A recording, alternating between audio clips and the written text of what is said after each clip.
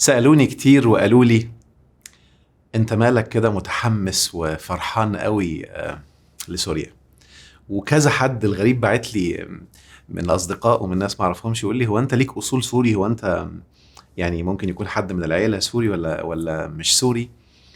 فبصراحة فكرت كتير وانا بسأل نفسي ايه المشاعر الجياشة الرهيبة اللي طالعة جوايا دي لسوريا بالذات. كان الجواب ذكريات كتير طلعت في عقلي، من أهمهم مثلا، ودي معلومة ربما ناس كتير ما يعرفوهاش حتى اللي كانوا في الجيش. وأنا في الجيش انتوا عارفين بحب دايما أسأل من بدري ومن صغري بسأل. فوانا في الجيش كنت عندنا الجيش التاني في مصر الميداني والجيش التالت، فكنت بسأل دايما الجيش التاني والجيش التالت هو ليه ما فيش الجيش الأول، فين الجيش الأول؟ فكان القادة بتوعنا في الجيش المصري بيقولوا لنا الجيش الأول في سوريا.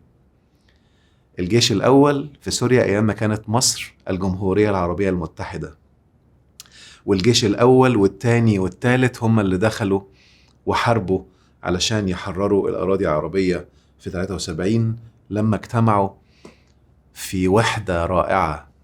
تكاتف كان جميل. فسوريا أصلا حتة مننا وإحنا حتة منها. في حب بيجري في دمانا كده وفي الدي ان ايه بتاعنا رهيب. لما في العدوان الثلاثي على مصر، لما اللي ما يتسموش دكوا كل محطات الإرسال والحرب كانت شغالة عنيفة من كذا جهة وكذا دولة في العالم، كان عدوان رهيب. وعشان يمنعوا الرئيس إنه يتكلم أو يطمن الشعب أو أي توجيهات تتقال في الراديو والإذاعات، تم ضرب كل الإذاعات أو كل محطات الإرسال في مصر للأسف. وفوجئ الشعب العربي بأحد الرائعين المبدعين اسمه عبد الهادي بكار بالجملة دي: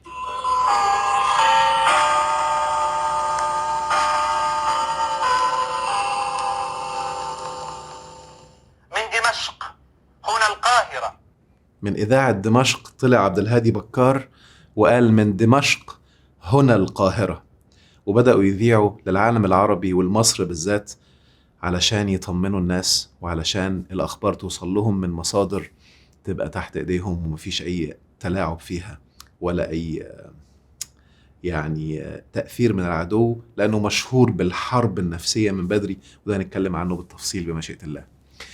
يعني إيه ما بتحبش سوريا أو ليه أنت فرحان بسوريا؟ يمكن كمان لأن أنا من زمان، من أول الدول العربية اللي زرتها في حياتي، بس زرتها كسفر مش مع والدي. أنا عشت مع والدي في كذا دولة عربية، لكن سفر بقى وسافر أنا عشان أروح لدولة عربية أنا بحبها، كان أول دولة رحتها كانت سوريا. الكلام ده كان من 20 سنة تقريبا. ويمكن حصل لي هناك حاجات كتير كانت أول مرة في حياتي تحصل لي. من ضمن الحاجات اللي حصلت لي الرائعة إن أنا أول مرة في حياتي أكل برتقال لسه مقطوف من الشجرة حالا كان في سوريا. بالمناسبة أول مرة أكل قولوا معايا الذرة لسه مقطوف من الشجرة حالا كان في مصر وأنا في الجيش. لكن البرتقال كان أول مرة أدوقه. واحد صاحبي اللي كان معايا قال لي بص هدوقك أحلى برتقال ممكن تدوقه في حياتك. سوريا لما كنا بناكل الأكل السوري كان أول مرة في حياتي أكتشف إن ينفع أكل أكل محترم وأقوم خفيف وانطلق، ما بقاش تعبان ولا عايز أنام ولا جسم تقيل. وتقول لي ليه ما بتحبش سوريا، أو أنت قصدي ليه فرحان بسوريا؟ سوريا اللي برضو كنت حاسس بالناس أياميها، الكلام ده من 20 سنة، لما كنت بشوف في عينيهم كمتخصص في علم النفس، كنت في التوقيت ده في الماجستير في علم النفس، رعب أو فزع أو خوف مدفون مكتوم محدش عارف يعبر عنه. لدرجة إن أنا أول مرة يتحقق معايا في مطار ونقعد حوالي ساعة، كان في سوريا في مطار سوريا أول ما نزلت، لأني كنت بعمل شغل في التوقيت ده في التلفزيون وكحاجات إخراج يعني. فمش عارف إيه اللي خلاني أقول إن أنا بعمل إخراج في التلفزيون، وفجأة الدنيا اتقلبت مخرج أنت جاي تعمل إيه، هتصور إيه، طب إزاي، طب كذا، طب قول لي أنت بتعمل إيه، وتحقيق تحقيق تحقيق ومن ضابط لضابط واكتب واعمل. يا جماعه في ايه، انا جاي سياحه والله، انا جاي بصوره شخصيه، مش جاي كاعلامي ولا كحد له علاقه بالاعلام. كان بالنسبه لي الموضوع ده كان عجيب جدا، وقعدنا ساعه الا ربع انا مش فاهم سببهم ايه. حتى اللي حصل انا خرجنا مع صاحبي كنا عمالين نهزر في التاكسي واحنا رايحين الفندق، فصاحبي قام معلق وقايل نكته، وفجاه الراجل من الرعب قام واقف انتوا جايين، والراجل اتخض ومرعوب، محدش يتكلم، الحيطان ليها ودان. كان اول مره اشوف حاله زي كده او حاجه زي كده. ف تقول لي فرحان ليه بسوريا؟ يمكن في اصحاب كتير كانوا معايا ايام المراهقه والجامعه اتفرقوا، كل حد بقى في حته في العالم، وانا فرحان لان كل حد فيهم هيبقى بيعرف يرجع براحته ويتعامل براحته وبحريه بمشيئه الله. يمكن لان في اصدقاء تاني اعرفهم برضو ابائهم بقى لهم 40 سنه ما راحوش سوريا وتوفوا قبل ما يشوفوا اللحظه اللي حصلت دي. فمشاعر كتير مختلطه.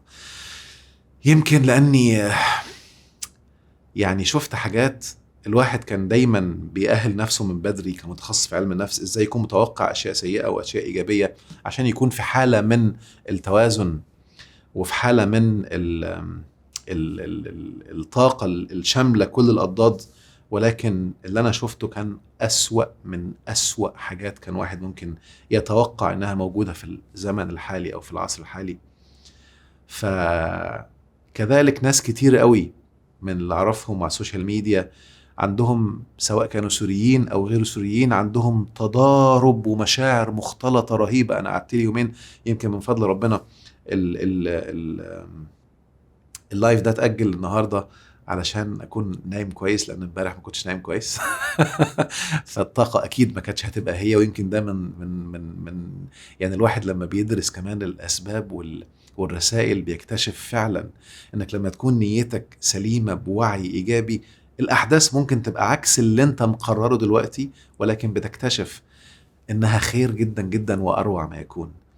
وهتشوفوا النهاردة إن شاء الله مع اللايف ده إزاي هي خير بمشيئة الله، لأنه لايف مش بس لسوريا وإنما لكل حد في هذه المنطقة وعلى الأرض الآن في هذه الحقبة الزمنية اللي احنا عايشين فيها، اللي أنا سميتها في أول العام عام البصائر. وربنا خلانا نبصر حاجات كتير قوي قوي قوي الفترة دي، حاجات عمرنا ما كنا نقدر أو نكتشف أو نتخيل في السنين اللي فاتت إنها ممكن تظهر على السطح بهذه البصائر الرائعة. اللايف النهاردة مهم قوي، هنغطي حاجات كتير. هنغطي نقاط مثلا، يعني معقولة كل اللي بيحصل مخطط له واحنا مضحوك علينا؟ ازاي نتعامل مع وجود فسدة في مناصب عليا في الدول بتاعتنا مثلا او في حياتنا؟ نتعامل ازاي مع مشاعرنا المتضاربة بين الفرحة والألم والخوف والقلق؟ يعني نفرح ونتألم ونشوف فيديوهات توجعنا وفجأة حاجات تفرحنا. فاحنا مش كمية من الطاقات المتضادة كبيرة قوي قوي، وانا بقول ادعي ان دي اكبر كمية طاقات متضادة حصلت لي من سنين ما عشتش بيها بالمنظر ده. الاسر اللي ليها ناس مفقودة تعمل ايه؟ ازاي نتعافى نفسيا من المشاهد اللي احنا شفناها؟ الناس اللي اصيبوا بالاثار النفسية جراء تعذيب او اعتقال يتعاملوا ازاي او يتصرفوا ازاي؟ ليه بيحصل كل الظلم ده؟ وهل فعلا ده استحقاق بالبشاعة دي؟ وازاي ربنا يرضى بكده؟ ازاي نحمي نفسنا؟ وده مهم قوي قوي، وبأكد مهم لكل حد هيتفرج معانا النهاردة. ازاي نحمي نفسنا في ظل تكالب القوى علينا؟ وازاي واحنا شايفين التخطيط والمكر ضدنا نتصرف ازاي كإنسان عايش في الحياة دلوقتي وفي العالم الجميل الرائع اللي احنا عايشين فيه؟ مع تأمل مهم قوي قوي قوي قوي. والإفادة الجميلة اللي حصلت إن أنا جات لي فكرة صباحا، قلت إزاي شباب سينكرونايز بالطاقة الرهيبة اللي وصلنا لها والوعي اللي عندهم ده، وأنا أزعم وأدعي إن كل حد من حضور سينكرونايز ووصل للمرحلة دي الطاقة بتاعته لوحده تعدل أكتر من 5 مليون حد طاقته ممكن تكون سلبية. فبعت لكل مشتركي سينكرونايز من أول ما أطلق إلى الآن يكونوا معانا النهاردة بطاقتهم في اللايف أو في المديتيشن اللي هنعمله إن شاء الله، بحيث تبقى أكبر طاقة يا رب تكون بالمعلومات اللي عندنا وبالوعي اللي عندنا. يا رب احنا بنعمل اللي في ايدينا وبنعمل بالمتاح، وانا يعني واثق تمام الثقة، وزي ما هشرح لكم ان شاء الله خلال اللايف لتأثيرات رهيبة وإيجابية هتحصل بسبب الموضوع ده بمشيئة الله. عشان كده مهم جدا علشان نحقق أكبر نفع، اعمل دلوقتي شير لأكبر عدد من أصحابك على السوشيال ميديا عشان يحضروا معانا ويكونوا معانا في اللايف وفي التأمل. جمع أكبر عدد من أهلك بحيث تكونوا قاعدين كلكم مع بعض بتعملوا التأمل كطاقة جماعة. طاقة الجماعة بتفرق قوي قوي قوي. لما تكون حاضر في اللايف هتفرق، وهتحسها ان شاء الله واحنا بنعمل التأمل في الاخر بمشيئة الله، وهتعرف خلال اللايف فوائده ايه، وايه الفوائد لللايفات او للتأملات اللي احنا عملناها الفترة اللي فاتت وتأثيرها عامل ازاي. استعد. هنبدأ بحاجة يمكن دي اول مرة اعملها، فيديو انا مجهزه بعناية. الفيديو ده حتى قعدت مونتاجه النهاردة تاني، انا اللي منتجه بايدي. قد يكون غريب عليك، اول مرة اعمل حاجة زي كده في لايف. عايزك تعيشه، افضل في الفيديو، اتفرج عليه، اقرأ التكست المكتوب على بعض الفيديوهات، عيشه بطاقتك، حسه، سيب المشاعر تخرج. انا هلعب بيك بالفيديو ده بمشاعر مختلفة. فيديو متاخد من كذا حاجة، حاجات طاقتها عالية جدا إيجابية، حاجات طاقتها سلبية جدا. يهمني جدا تكون واعي هذه الطاقات، علشان معلومة مهمة لازم تعرفها، إن الإنسان بالتزكية لكي يتزكى لابد أن يهضم الضدين، الطاقات المتضادة. كل ما هضمتها مع بعض بوعي كل ما استفدت، والتزكية بقت أعلى بكتير. إياك إنك تهرب من ضد إلى ضد تاني، وهنتكلم فيه بالتفصيل بعد ما نخلص إن شاء الله. فاستعد دلوقتي، هنشغل الفيديو، عيشه، حسه، سيب مشاعرك، ما تمسكش نفسك خالص في مشاعر الفرحة. سيب الفرحة بلا أي كنترول زي الأطفال كده، بمشاعر الحزن أو الألم سيب المشاعر زي الأطفال بلا أي كنترول. يلا بسم الله. الساعة الآن 6:18 تماما بتوقيت دمشق سوريا. من دون بشار الأسد قيادة الجيش تخبر الجنود بسقوط النظام في سوريا.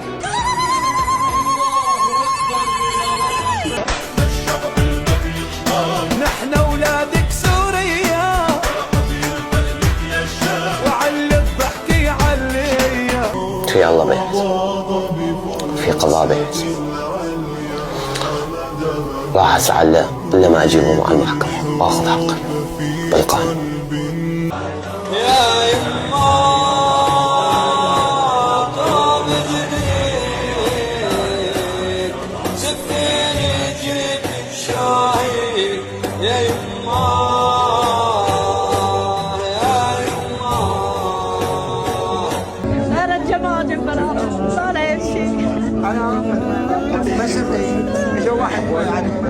شوفوا شو عامل بالعالم، شوفوا. الله يحميكم يا الله. دقيقة تصرنا يا سوريا، تصرنا. مبروك يا سوريا. قد ايه صار لك مو ماكل؟ والله ما بعرف.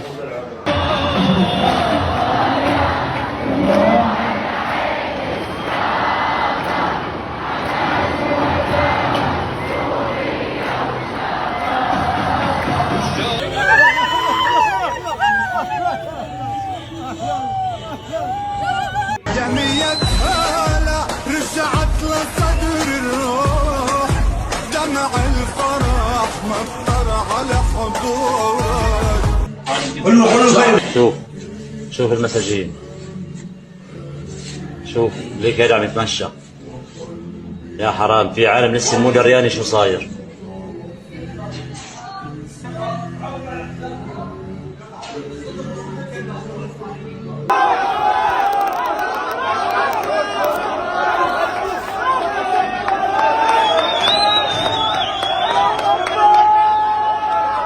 الله أكبر. طولوا بالكم، ما عم تفتح معنا الابواب. مين هاد؟ طولوا بالكم.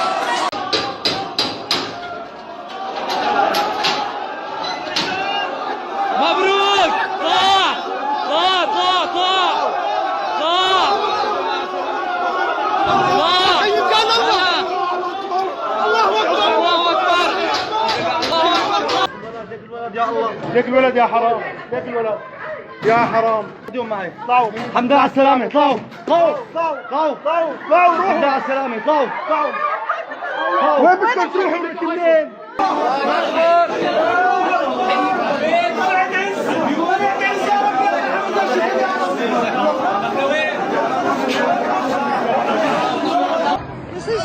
الله أكبر.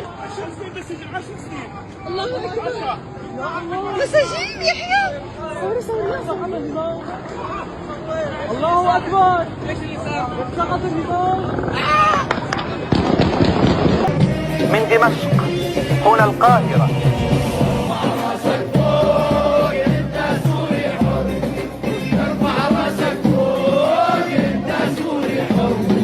العب روب المجد، المجد تراجو من عنا، سوريا أبا عن جد العز باسمه بيتكلم.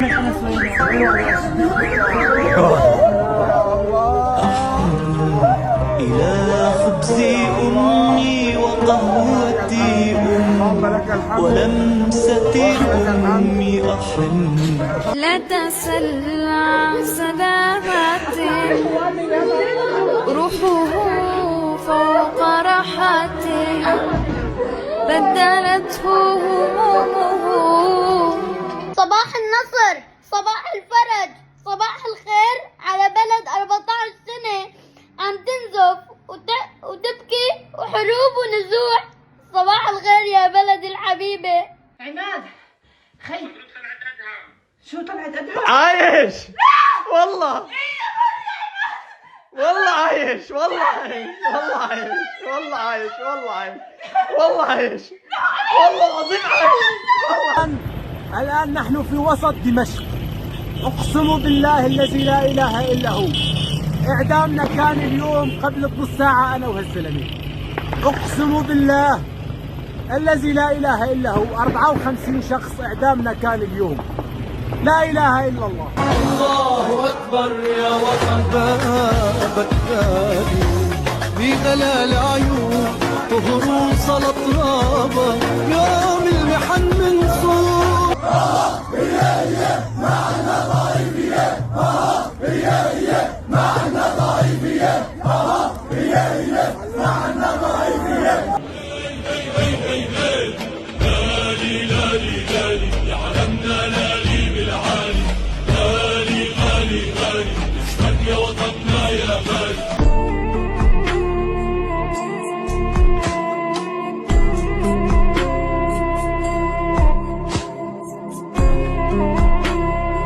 عالهدى لك يا عالهدى ليا.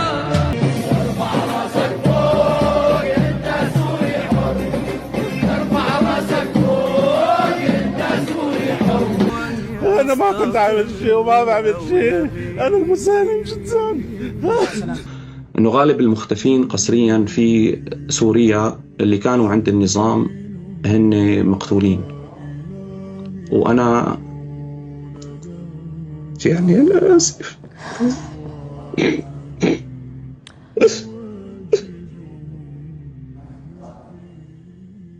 نقدر بالطبع يعني هذه الشجاعة في مصارحة الناس بخصوص 100,000 معتقل.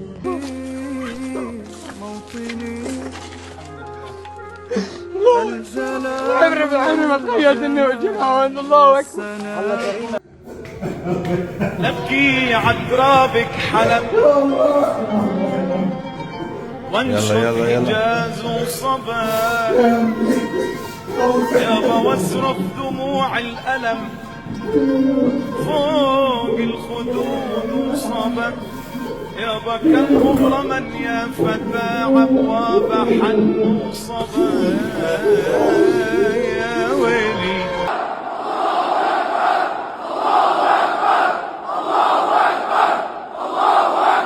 حملة تنظيف دمشق بلشت. جنة جنة جنة جنة يا وطننا، جنة جنة جنة جنة يا وطننا يا وطني. ارفع راسك فوق. هون بلشنا حملة التنظيف. انا واثق انه رح يجي يوم يصير الهواء نظيف والبلد تتعبى بالشجر. انا ما رح اشوف هذاك اليوم، بس فريد اكيد لما بيكبر قليله انه كان في واحد اسمه وسيم كان واثق بانه هالامي لسه بيطلع منها خير. ياسمين الشام العاتي والضحك الحلو البريئة والمجد مزين طريقة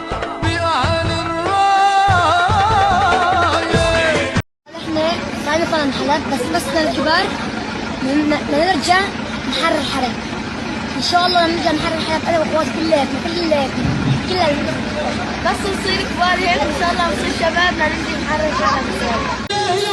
أقسم بالله العظيم أن أحافظ على هذا الوطن ووحدة أهله ووحدة أهله وأن أعمل مخلصا لبلاد والله على ما أقول شهيد. واحد واحد واحد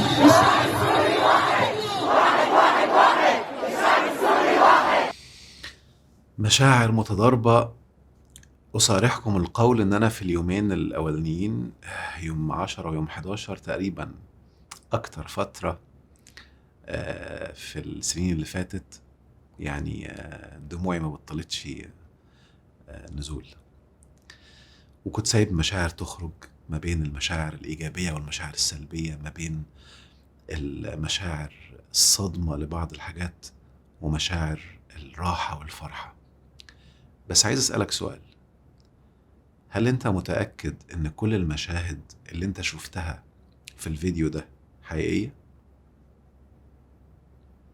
يا ترى كم منها حقيقي وكم منها ممكن يكون مش حقيقي؟ يا ترى وأنا قاعد في البيت وبتفرج كده كم حاجة ممكن تكون متاخدة من أماكن تانية في ظروف تانية أو دول تانية واتحطت؟ ويا ترى فعلا، وركز معايا، هل ده بس اللي ممكن يكون بيحصل، ولا الحقيقة ممكن تكون أسوأ وأبشع 100 مرة من اللي نفع يطلع؟ الحقيقة أن مفيش مخلوق هيقدر يعرف إيه هو الحقيقي وإيه هو اللي مش حقيقي طالما ما شافش بعينيه، وطالما معشي بالبيان بالأدوات اللي ربنا اداها لنا. ولكن الحقيقة اللي لازم كل حد يعرفها إن الواقع أسوأ من أسوأ فيديو أنت شفته. ده اللي عايزك تبقى عارفه. هعيد الجملة تاني، الواقع في الحياة أسوأ من أسوأ فيديو أنت شفته، وأجمل من أجمل فيديو أنت شفته. الاتنين موجودين في الأرض النهاردة وأنا بتكلم. في ناس عايشين أسوأ من أسوأ فيديو أنت شفته سواء أنا حطيته أو ما حطيتوش، وفي ناس تانية عايشين أجمل وأروع حياة مما أنت أو أنا نتخيلها أو نتصور إنها موجودة. بل هصدمك وأقولك وفي ناس في أماكن أنت ما تعرفش أصلا إنها على الأرض. ليه بقول الكلام ده؟ لأن أول قاعدة عايزك تعرفها وتخليها حلقة في ودنك من النهاردة، إن الإنسان بيتزكى بالأضداد. مهم جدا تكون واخد بالك من المعلومة دي. وكل ما الإنسان هرب من ضد، كل ما الضد ده فضل وراه وبقى أسوأ وبقى أكبر. عشان كده في ناس تلاقيهم بيترعبوا أو يخافوا يجيبوا أسامي أمراض معينة، أو يترعبوا يشوفوا حاجات معينة. أنت كده لسه هش، محتاج تقوي عضلاتك، فهيجي لك حاجات كتير عشان تقويها. احنا هنا في جيم، لازم تفتكر القاعدة دي عشان تبقى واخد بالك منها كويس قوي قوي قوي. في ناس تانية ممكن تكون بتبص يا حرام وقاعدين متألمين. وركز في اللي هقوله الآن بالله عليك، عشان دي قاعدة يا رب تبقى حلقة في ودن كل حد بيسمعني. والنهاردة في حلقات كتير في الودن، علشان المرحلة اللي جاية على الأرض محتاجة بني آدم يكون عنده سواء نفسي حقيقي، ويبقى عارف إنه والله ثم والله اللي احنا بنشوفه ده ولا حاجة من اللي حصل على الأرض من يوم ما الإنسان نزل عليها، ولا حاجة حرفيا. وفي نفس الوقت يكون عارف إيه اللي ممكن يكون بيتم، لأنك لو ما عندكش معلومة أو وعي إيه اللي يكون ممكن يتم، عمرك ما هتبقى بتحط برامج تحميك منها. أنا عندي قناعة دايما إن كل اللي بيحصل، ونتكلم فيها بالتفصيل بعد شوية، من تفاصيل في حياة أي إنسان هو استحقاق. واللي بيمسك عربية ويمشي في الصحراء ويجري بيها من غير ما يتأكد التراب ده أو الأرض اللي أنا همشي فيها دي سليمة ولا لأ، هيستحق يحصل له مشاكل لأنه ما عندوش في وعي وإيه اللي ممكن يتم. هقول لكم معلومة مهمة قوي. الناس اللي بيروحوا أماكن في البحر بنسميها أماكن محمية طبيعية، وأنا ما أدركتش ده إلا لما بنفسي قعدت في فترة، يعني ربنا رزقني بيت على منطقة في محمية طبيعية، فبنزل في المية مفيش بشري ممكن يكون عدى عليها قبل كده. أول مرة أبقى دماغي حذرة ومركزة كويس قوي، يا ترى نوع السمك اللي ممكن يكون موجود هنا إيه؟ يا ترى إيه أسوأ حاجة ممكن تكون بتحصل؟ يا ترى إيه المخلوقات اللي ممكن تكون موجودة وأنا معرفش ممكن يعملوا إيه؟ فلازم أقعد أبحث وأعمل سيرش، لدرجة أن أنا كنت باخد كاميرا وأقعد أصور كاميرا تحت المية أشكال السمك اللي أنا أول مرة في حياتي أشوفها عشان أعمل سيرش السمك ده ممكن يكون إيه. واكتشفت إن في سمكة أنا كنت بصورها وقربت منها على بعد متر معايا، كان بيتقال إن السمكة دي سامة ولا لو لمستها ممكن تموتك، وأنا ما كنتش أعرف. فالأصل في الحياة إن أنت لازم تكون alert، الإنذار شغال للإيجابي وللسلبي، مفيش مسلمات تبقى 50-50 عشان تبقى حاطط الاحتمال السلبي والاحتمال الإيجابي وعارف إيه اللي ممكن يتم ومجهز حمايتك ليه، وإلا هيحصل لك مفاجآت وهتبدأ تخترع العجلة كل شوية. احنا دلوقتي بقينا في زمن البشر اللي عاملينه للأسف، فبقينا في مجتمعات فيها أمان، وفي طبعا ربنا يبارك في أجهزة الأمن اللي بتحمي الدول والناس الرائعين والدول اللي عاملين أمان رائع في بلادهم وموجودين في العالم بكثرة، ربنا يحميهم يا رب. بس أنا شايف إن ده ضد الفطرة، بينيم عند الناس الحس ان انا اكون مركز. يعني انا مثلا لما باخد اولادي ونسافر دولة تانية ويفتح الباب ويخرج او يحط في العربية موبايله وسايبه، يا ابني انت في ايه؟ ما انسى ان احنا عايشين في دول امنة، انت ممكن العربية تتكسر، لازم تكون مدرك ده وحطه في وعيك عشان تحمي نفسك منه. معايا؟ مش تبقى متشائم ولا مرعوب، لا، ركز معايا في اللي هقوله الان، اللي بقولك بقى خليها حلقة في ودنك. عاوزك تتعامل في الحياة بوعي اسم الله الخالق. أنت خالق، ربنا جعلك خالق، خالق منكرة من غير أي فلام، أي بشري هو خالق. الخالق ده الله رب العالمين، فربنا أعطانا من أسمائه. وركز في الجملة اللي هقولها دي، هي تسريبة من كورس الطاقة اللي بعض الناس أخدوها وقصوها سامحهم الله عشان يعملوا تشويه بطريقة بشعة، ومن فظاعة التشويه ناس جم يحضروا الكورس عشان يتأكدوا واتصدموا من قوة المعلومة لما أدركوا أنها كانت مقصوصة. الله سبحانه أرسل لنا الرسل بشر زينا، كان ممكن يخليهم مخلوقات تانية خالص، مخلوقات سوبرمان، لكن ربنا جعل كل الرسل بشر زينا. ليه؟ عشان يقول لك أنه بشري زيك، وأنه كل ما قرب من ربنا هيقدر يعمل حاجات اللي كاذبا سموها معجزات تعجزك يعني، ولكن كلمة معجزة لا هي موجودة في القرآن ولا في الأحاديث أصلا، دي كلمة بدعة اتقالت عشان تحسسك بالعجز. معايا؟ هي في القرآن اسمها بيان، اسمها سلطان، أو يعني يا ربي بسم الله برهان. فربنا ادالهم بينات، ادالهم آيات، ادالهم برهان، لكن معجزة دي ربنا ما بيعجزش حد. فانت لما تشوف الرسول لما بيقرب من ربنا بيعمل ايه، تعرف انك زيه، وتعرف كل ما قربت تعمل زيه، فتبقى بتقرأ القصة عشان تعرف انت ممكن كإنسان تعمل ايه لما تقرب. هل ممكن نقرب للدرجة بتاعتهم؟ ما عنديش معلومة يا سيدي، قرب اقل منها درجة. هل ممكن بشر يبقى اعلى منهم؟ ما اقدرش اجزم، ما عنديش نص بيقول لي ما حدش هيبقى اعلى من ده. معايا؟ ولكن انا دوري اخليه قدوة عشان اقدر اعرف انا ممكن اوصل لايه. قد يكونوا فعلا هم اول حد ربنا وصلوا لهذه الدرجة، وخصوصا عندنا آية جميلة جدا انا بحبها، ربنا بيقول لقد مكناهم في الأرض ما لم نمكن لكم. فالتاريخ أنا بعتبره متزور في حاجات كتير، لأن كل اللي احنا وصلنا له ربنا بيقول مكناهم في الأرض ما لم نمكن لكم. واللي درس طاقة وحضر كورسات المتعمقة عارف أنا بتكلم في ايه وبقصد ايه. لما تكون مدرك القاعده دي، طبعا لما تقصد بعض الناس اللي قصوها بقى حطوها كده وزعموا ان انا اقصد ربنا سبحانه وتعالى، يعني لما اقول لك هتبقى زيه وتعمل زيه، قصوها بحيث تبان كاني بتكلم عن ربنا عشان يرعب الناس.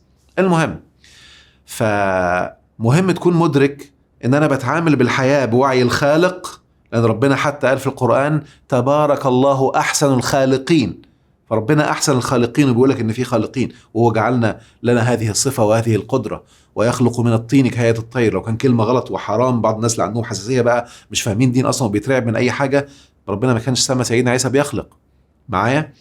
فاي كرييشن، اي ابداع ده خلق، الكمبيوتر خلق، الموبايل خلق، الساعه خلق، الكاميرات خلق، احنا اكتر مخلوق ربنا جعله خالق. فاللي بيتعامل في الحياه بوعي الخالق هيبقى طاقته مؤثره دايما، وعمر ما في ضال على وجه الارض هيضره. واللي بيتعامل في الحياه بوعي الضحيه، بوعي المسكين، بوعي التابع، هو اللي هيقعد بقى متألم وقاعد مرعوب وخايف، وهيطلع من حفرة يقع في دحضيرة، وهتبقى كل الأزمنة دايما عليه ودايما سلبية. فانتبه للقصة دي وللجزئية دي. عشان كده لو تفتكروا اللي بيتابعوني من زمان، 2016 بعد كذا سنة من الأحداث اللي حصلت في سوريا، حصل دك وضرب في حلب وكانت نار، والميديا والإعلام للأسف بيركزوا على الجانب السلبي بقوة. فانتشرت صور لحلب وهي بتحترق، وهاشتاجات حلب تحترق، حلب ضاعت، حلب الله أعلم إيه اللي حصل فيها، والناس كانت مرعوبة. كمتخصص في علم النفس حسيت الخطر، ويوميها قفزت على السوشيال ميديا ونزلت صورة، هتلاقوها على السوشيال ميديا، هتلاقوها على الفيديو قدامكم دلوقتي، صورة لحلب نزلتها في التوقيت ده. والصورة دي كانت بتاريخ، هتلاقوه طالع فوق اهو، 30 ابريل 2016. كنت بتكلم فيها، هو انت ما قررتش تغير وتحسن افعالك بعد؟ هو انت مش عارف عدم فايدة اللي انت بتعمله؟ هو انت ليه بتصر انك بتعمله كل مرة؟ انا واحد اهو وانا داخل على 50 سنة، اعتبرني يا سيدي جاي لك بكلمك من المستقبل. احنا عشنا اللي انتوا بتعيشوه ده 7 8 9 10 مرات، ما بين امل ثم صدمه ثم انهيار ثم كذا ثم كذا. وايام ما كنا شباب كنا منجرفين، كنا عايشين بوعي الضحيه، يا ما تألمنا ويا ما تلعب بمخنا، ويا ما كان الواحد عنده تصورات غلط لازاي شكل الصح وازاي كذا وازاي الرعب والحرب النفسيه كانت شغاله قبل ما حد يدرك بتتعامل ازاي. وهتعرف ان شاء الله خلال اللايف حاجات خطيره ومهمه جدا جدا جدا، بقت مسؤوليه معاك الان انك تخلي اكبر عدد من الشباب والبنات يشوفوها ويعرفوها، وخصوصا صغار السن في هذه المرحله. النقطه المهمه اللي عايزك تكون واخد بالك منها وعارفها كويس قوي، ان احنا ياما بكينا وياما تألمنا من زمان قوي قوي قوي، من ايام فلسطين الحبيبه. البكاء ما بيجيبش نتيجه، نشر الصور السلبيه ما بتجيبش نتيجه. العدو اللي احنا ممكن نكون عارفين بقوة وواعيين انه عدو، حتى لو بعض الدول ارتأت بذكاء انها تعمل معاه بعض العلاقات، ولكن اللي عارف بعمق عارف ان دي تكتيكات ليها لها ما لها وعليها ما عليها. مش عايز اكون بقول ان انا يعني بأؤيد كله او بختلف مع كله، في تفاصيل كتير رائعة وفي تفاصيل كتير ممكن تكون سلبية، ولكن كلنا من جوه عارفين ان في عدو متربص ممكن يكون قصده سوء بكل فرد حتى موجود في الدول اللي حواليه. نبتة شيطانية ممكن تكون مزروعة وسطينا لأهداف معينة. النقطة اللي عايزك تبقى عارفها بقوة وبوعي، إن هو أكتر حد دارس طاقة بصورة لا تتخيلها، وبيتعمدوا يخلوا بعض الناس تحارب الموضوع ده عشان تبقى زي الأطرش في الزفة، أنا آسف في اللفظ، ما تبقاش فاهم اللي بيحصل. وبيتعمدوا، قلتها 50 مرة قبل كده زمان، انه ممكن يكون عارفين ان في اطفال هنا، يتعمد يضرب اطفال ويعمل فيهم اشياء بشعة عشان عارف ان اعلامنا بسم الله ما شاء الله بيعرف يولول، فهيدمر اكبر عدد طاقيا ويخلي طاقتهم في الارض لما يشوفوا المشاهد دي. وانت لاحظ نفسك ولاحظ طاقتك، لما يبقى عندك حماس وعندك طاقة انك تتحرك، هتلاقي نفسك تيجي لك اخبار معينة تدمر لك طاقتك، وتلاقي نفسك مش عارف تعمل ايه ولا ليك نفس تعمل اي حاجة. وبعضكم، وده أكيد دليل على الحرب النفسية، هيبدأ يفكر هو أنا عايش ليه أصلا؟ طب ما الدنيا بايظة اشتغل ليه؟ هو أنا ليه بقى؟ ويبدأ يفكر في الموت ويحس الهزيمة. دي حرب نفسية، فانتبه منها بالله عليك.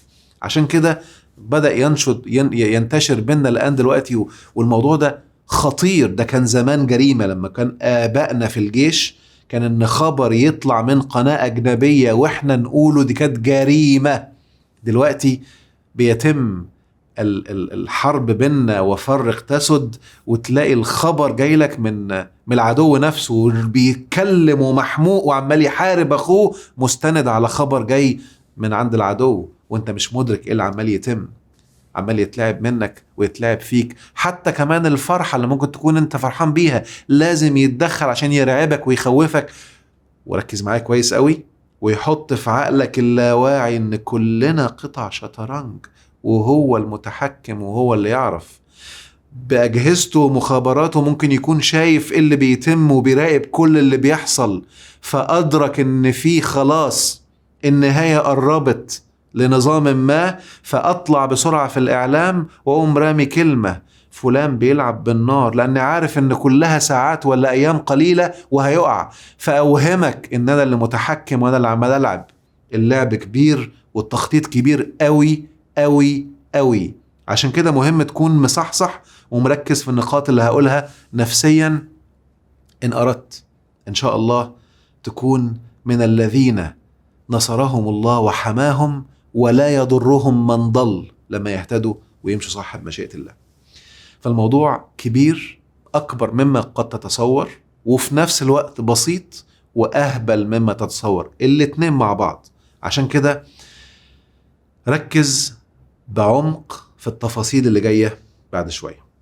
فاكرين حتى كمان في الفيديو أو في الصورة دي لما نزلت الصورة بتاعت حلب، شوفوا هتلاقوا تحت في الصورة حطيت هذه حلب اللي في مخيلتي واللي في ذهني، دي حلب اللي أنا شايفها.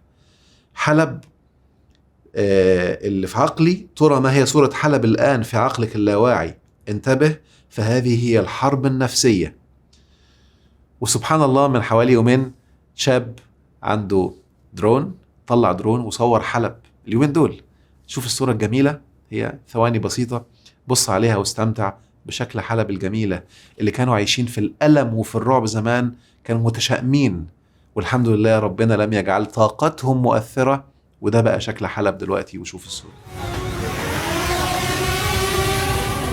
الله أكبر يا وطن، بابك غالي بغلا العيون وهروس الأطرابة، يوم المحن منصور. الله أكبر يا وطن، بابك غالي حرية طاير من فوق الشام، نازل عبرد يلاقي رف الحمام، عجناحه لسوريا حامل سلام.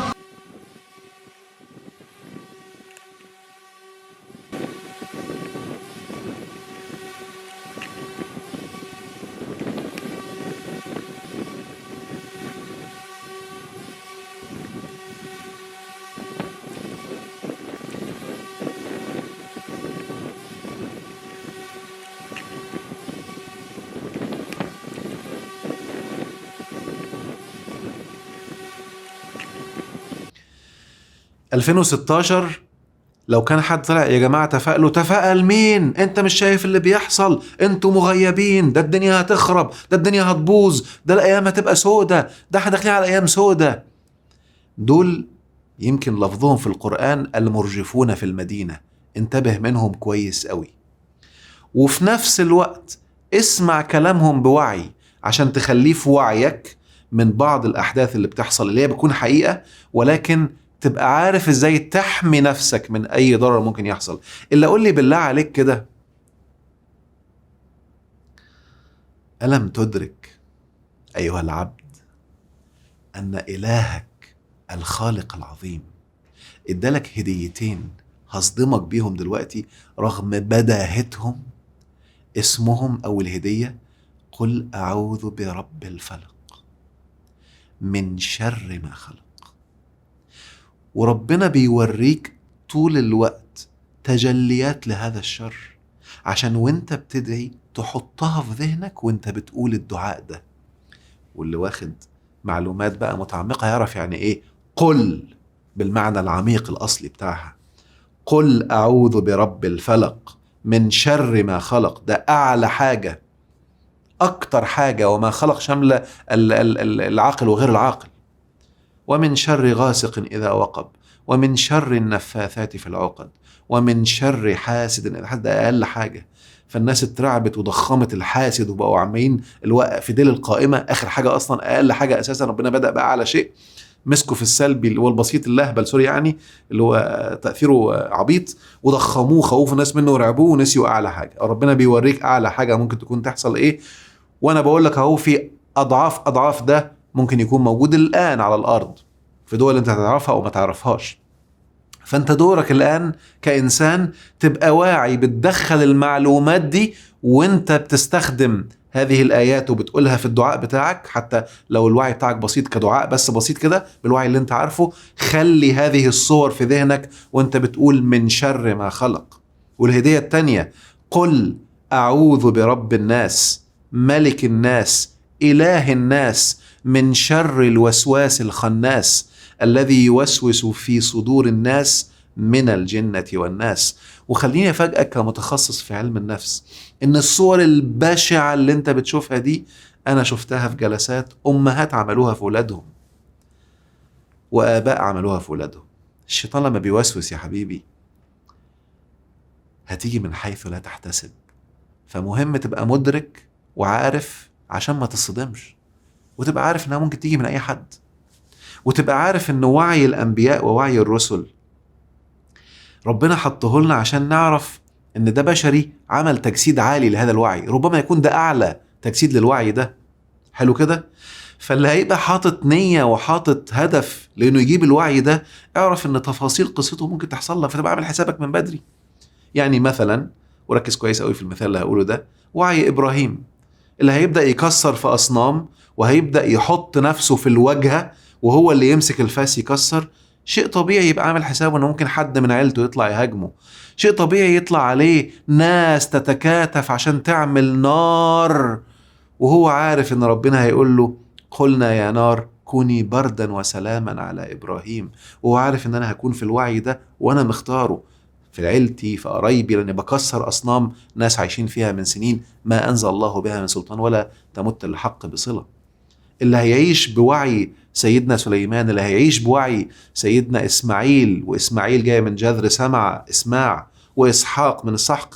تأمل في الرسل كده عشان تعرف الوعي بتاعهم وتعرف انت ممكن تعمل ايه لو انت قررت، وتعرف ان الرسل الأخيرة كانت شاملة أعلى أنواع الوعي من بعد وعي إبراهيم. عشان كده ربنا سماه أمة، جاي من معنى جذر والأم هو الجذر أو الأصل معايا، مش معناه مجموعة، ده أصل كل شيء. فأمه هاوية كأنها أصله هيرجع وهيبقى الأصل بتاعه هو الهوى والضياع. فأنت لما تكون مدرك للمعلومات دي ومفكر فيها بوعي هتعرف أن إله الكون اللي خلق كل الكون ده وعارف بلاش أقول عارف، هديلك بمعنى بلدي كده يا رب يعني يكون يصح أن أنا أقوله.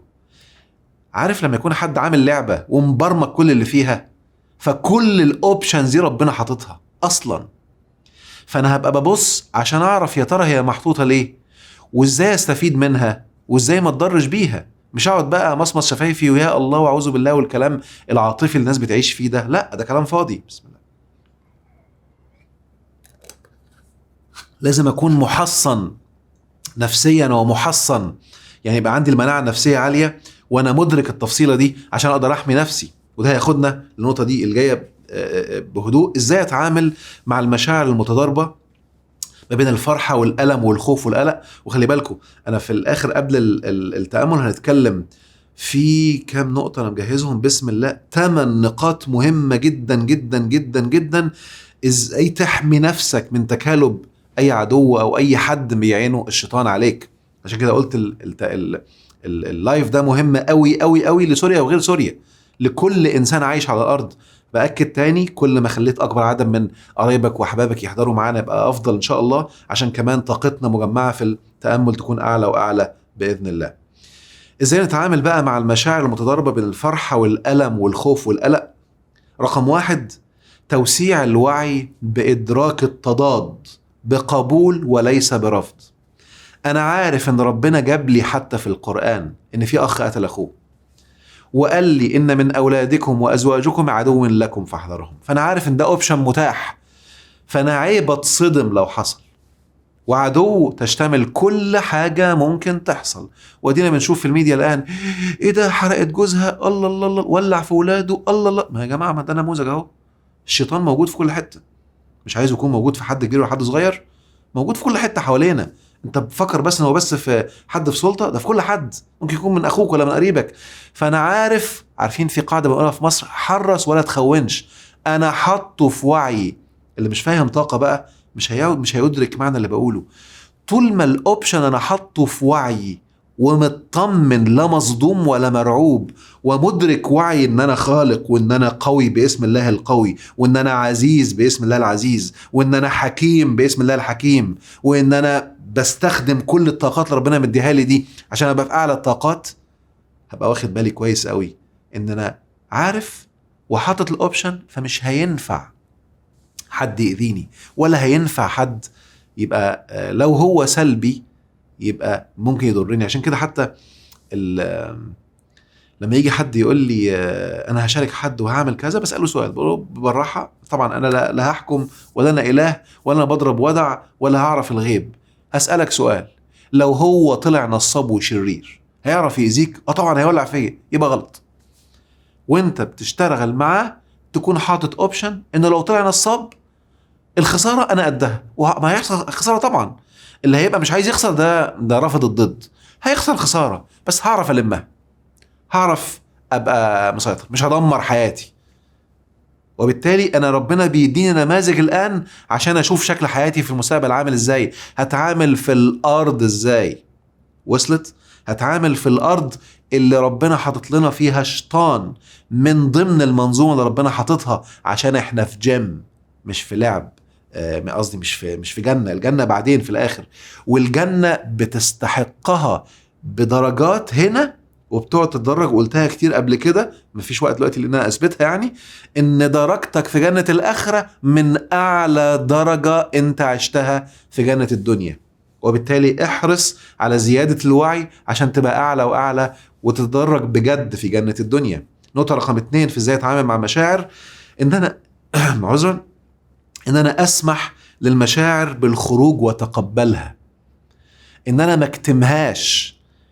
خلي بالك اي كتم يبقى انا وقفت ضد من الضدين.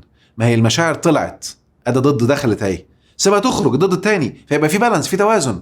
تخيل واحد بياكل ما بيخرجش، ده مصيبة سودة. ولا بيخرج ما بياكلش، مصيبة اسود. حلو كده، حلو اسود وسود. مهم. فانا مهم جدا اكون واخد بالي ان انا اسيب المشاعر وابكي، ما اكتمش نفسي. واي كذب حد يقول لك الراجل ما بيبكيش وما اعرفش مين، ده كلام فاضي. كل الناس بتبكي. الانسان اللي قلبه نقي بيبكي، ده حتى ممكن توصل انه كمان بيبكي من خشية الله. اللي قلبه غليظ هو اللي مش بيبكي، وده ملوش علاقة براجل او ست. وبالتالي كل ما كنت مرهف المشاعر هتعرف تبكي وتتأثر، حتى ولو حيوان يا سيدي. وبالتالي اترك المشاعر، لان خروج المشاعر ده مهم. هعيد الجملة، هقول جملة قصدي وهعيدها. المشاعر اللي احنا بنسميها سلبية، لأن مفيش حاجة اسمها مشاعر سلبية أصلا، ده طعم. مجازا بنقول سلبية عشان الناس تعرف تفرق، ده بس تصنيف، لكن هي في الحقيقة مهمة. المشاعر دي أساس من أساس النمو والتزكية. إذا منعت نفسك تدوقها، رحت خد مخدر عشان ما تحسهاش، أنت بتمنع نفسك من التطور.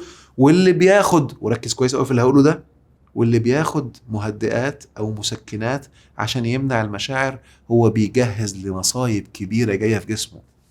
فهي إشارة ودليل إن في حاجة غلط، وفي نفس الوقت علامة من علامات التزكية.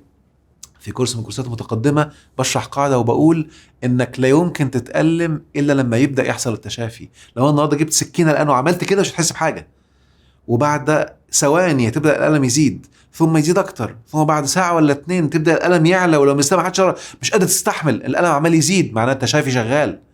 فكل ما الألم يبقى عالي معناها عملية التشافي شغالة.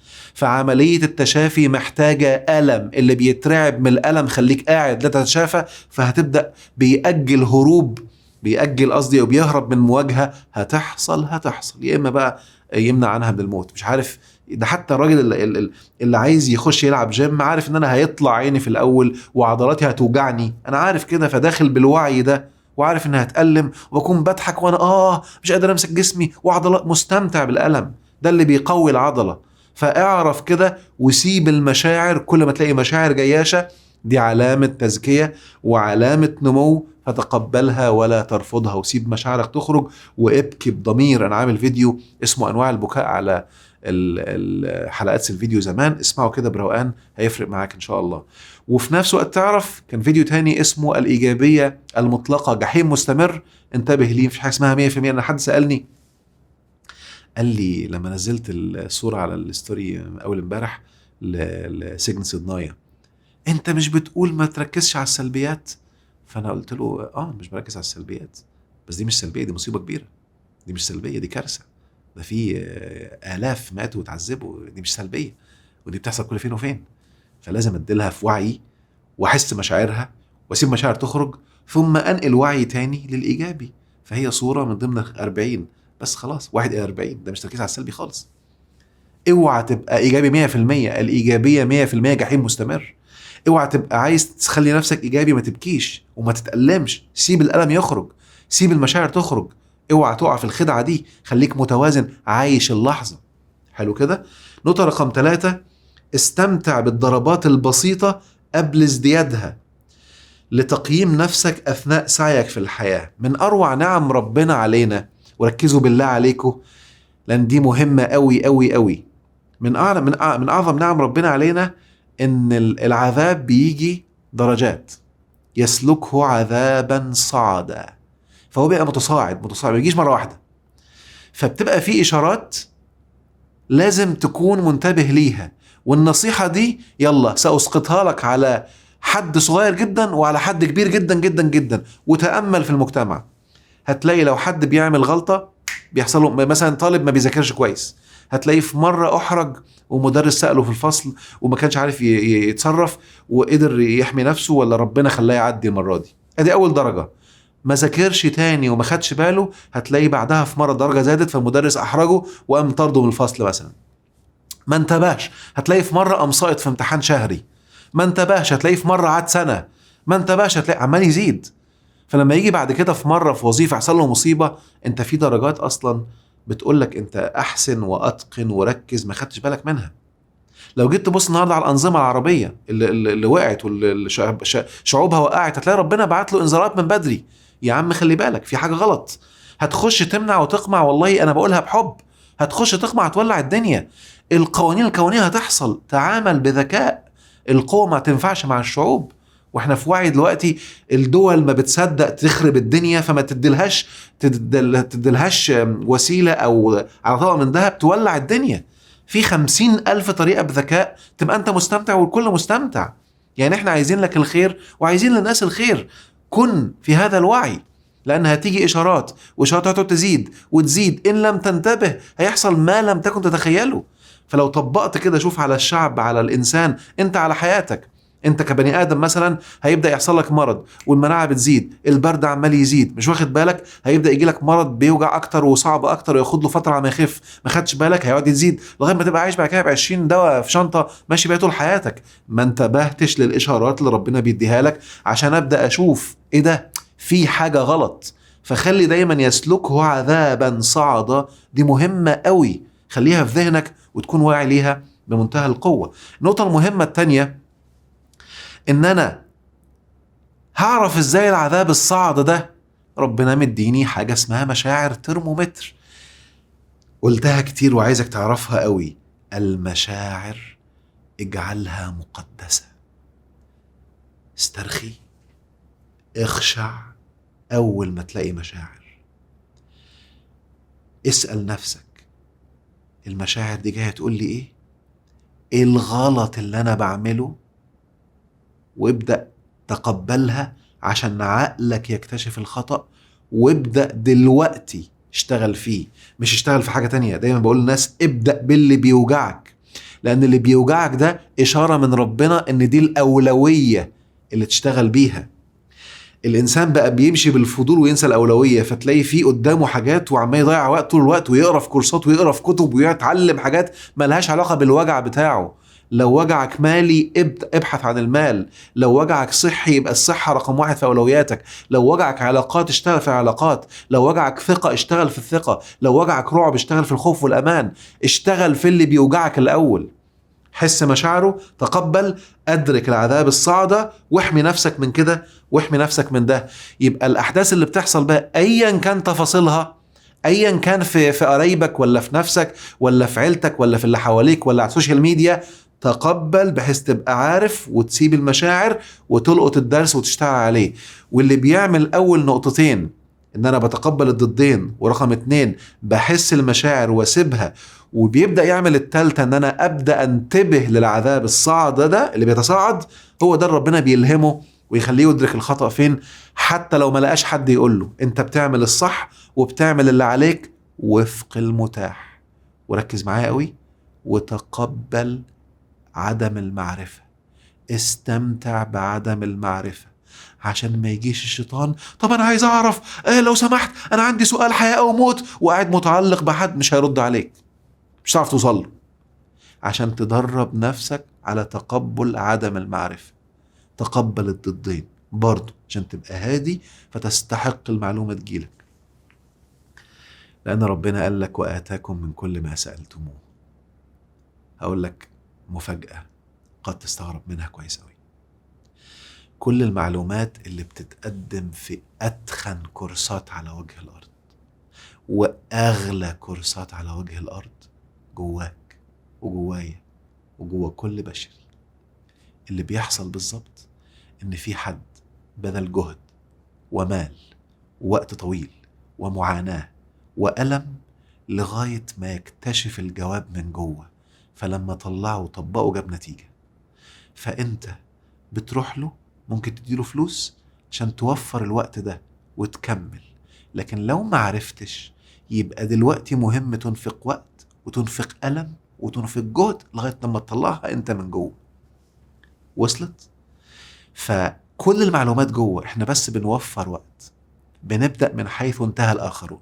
لكن لو أنا قعدت هجيبها بس ممكن بعد كذا سنة.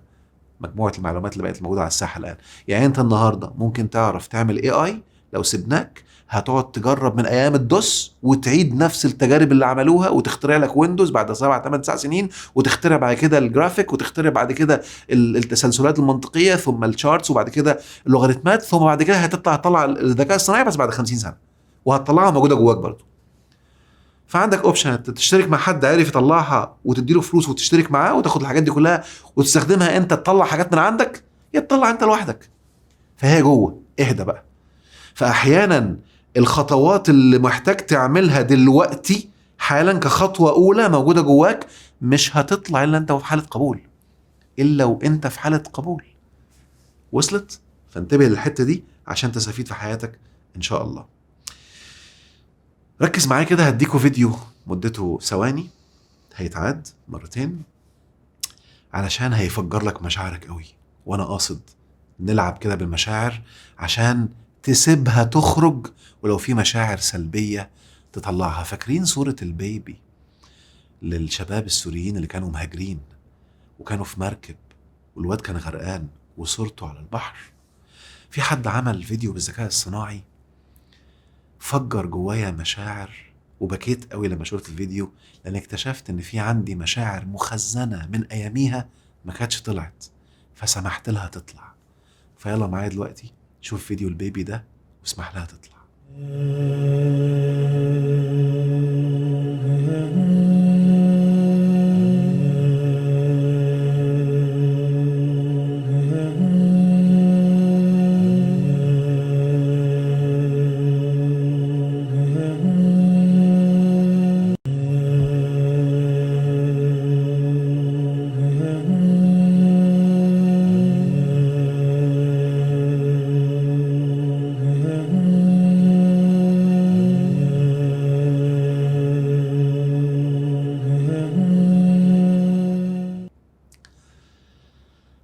فيديو مؤثر جدا، ومهما يطلع مشاعر سيبها تخرج.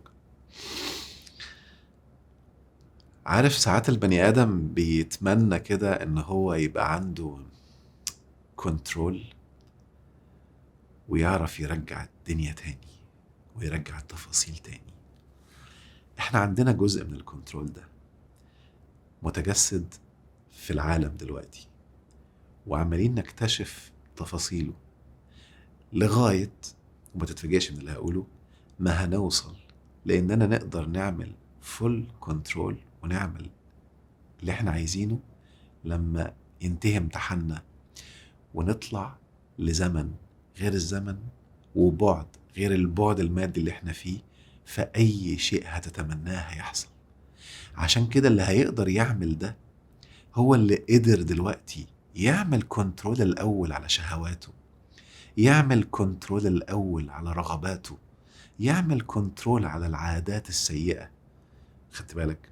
وانا يمكن بقول مفاجأة يمكن أول مرة أسربها دلوقتي، بقولها في كورس مدمن نجاح، إن كلمة عادة أصلا كلمة غلط. يعني كلمة عادة معناها ومن عاد فأولئك أصحاب النار أصلا. فكلمة عادة في القرآن سلبية. في حاجة اسمها اللي شغال بالعادات أصلا ده ماشي غلط. اللي دايما بيتزكى ما عندوش عادات، لأنه كل مرة بيقدت، كل مرة بيطور، كل مرة بيطور. فاللي عنده عادة حتى لو مسميها إيجابية ده سلبي برضه. معايا كده؟ كلمة عادة كلمة سلبية.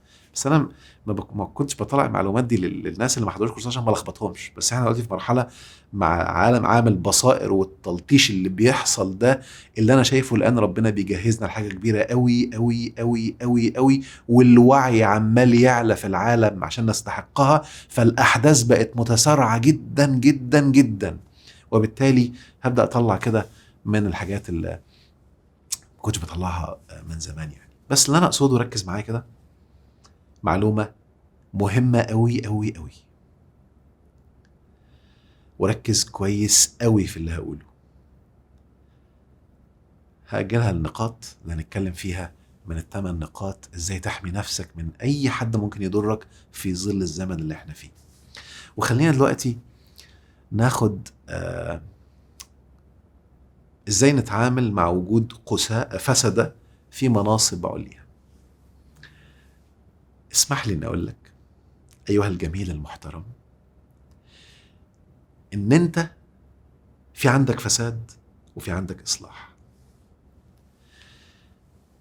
لو انا عندي كاميرا بتراقبك 24 ساعة لمدة شهر، هطلع منك حاجات قمة الفساد انت اللي بتسمعني، وهطلع منك حاجات قمة الاصلاح انت برضو اللي بتسمعني، مع اختلاف بقى مدة بقائك في الفساد ودرجاته. وخدها قاعدة، أي درجة هتبدأ تعملها، لأن البذور عندنا ربنا قالها لنا قالها لنا في القرآن، فألهمها فجورها وتقواها. فأي إنسان مش مدرك المعلومة دي ومستني المدينة الفاضلة يعرف إنه واهم. الدنيا فيها الاتنين، انت نفسك فيك الاتنين. انت نفسك فيك حاجة دلوقتي والله لو طلعتها على الملأ للكل هيسب ويلعن فيك انت. وانت نفسك فيك حاجة لو طلعتها للكل هيطلعك السماء ويعتبرك بسم الله ما شاء الله من الخلفاء الراشدين المصلحين الصالحين. انت نفسك. فاللي عايزك تعرفه ان اذا كان انت كده فهتلاقي جارك كده وقرايبك كده واي حد في اي منصب متدرج كده، لو هو بقى في فصل وقائد الفصل ولا وكيل كلية ولا عميد كلية ولا رئيس جامعة ولا مدير مدرسة ولا مدرس ولا فراش ولا طالب ولا بقوا بيسموه دلوقتي ايه كانوا بيسموه الألفة أمينة، مش فاكر بقى بيسموه دلوقتي. يقول لي انا نسيتها، بنتي بتقول لي يسموها دلوقتي، انا خدت السكول ما اعرفش ايه، مش عارف اللي هو اسم كده نسيت. المهم، فايا كان البوزيشن بتاعك، لو انت في شركة وعندك 3 موظفين ثم كبرت وبقى في كذا قسم وكل قسم، اعرف ان طول الوقت في ناس فسدة وفي ناس ايجابية على الدوام. ده مهم تبقى عارفه، ومهم تبقى عارف ان دي طبيعة الحياة عشان ما تعيش في الدور.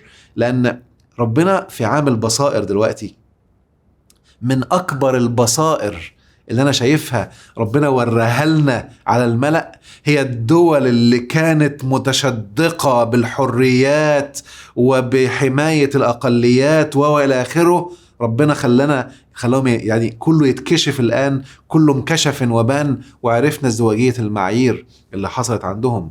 وازاي لما تلاقي حد عمال يتكلم على إبادات جماعية لدولة تانية وتلاقي فجأة ما جابش سيرة لما حصلت في دولة ثالثة.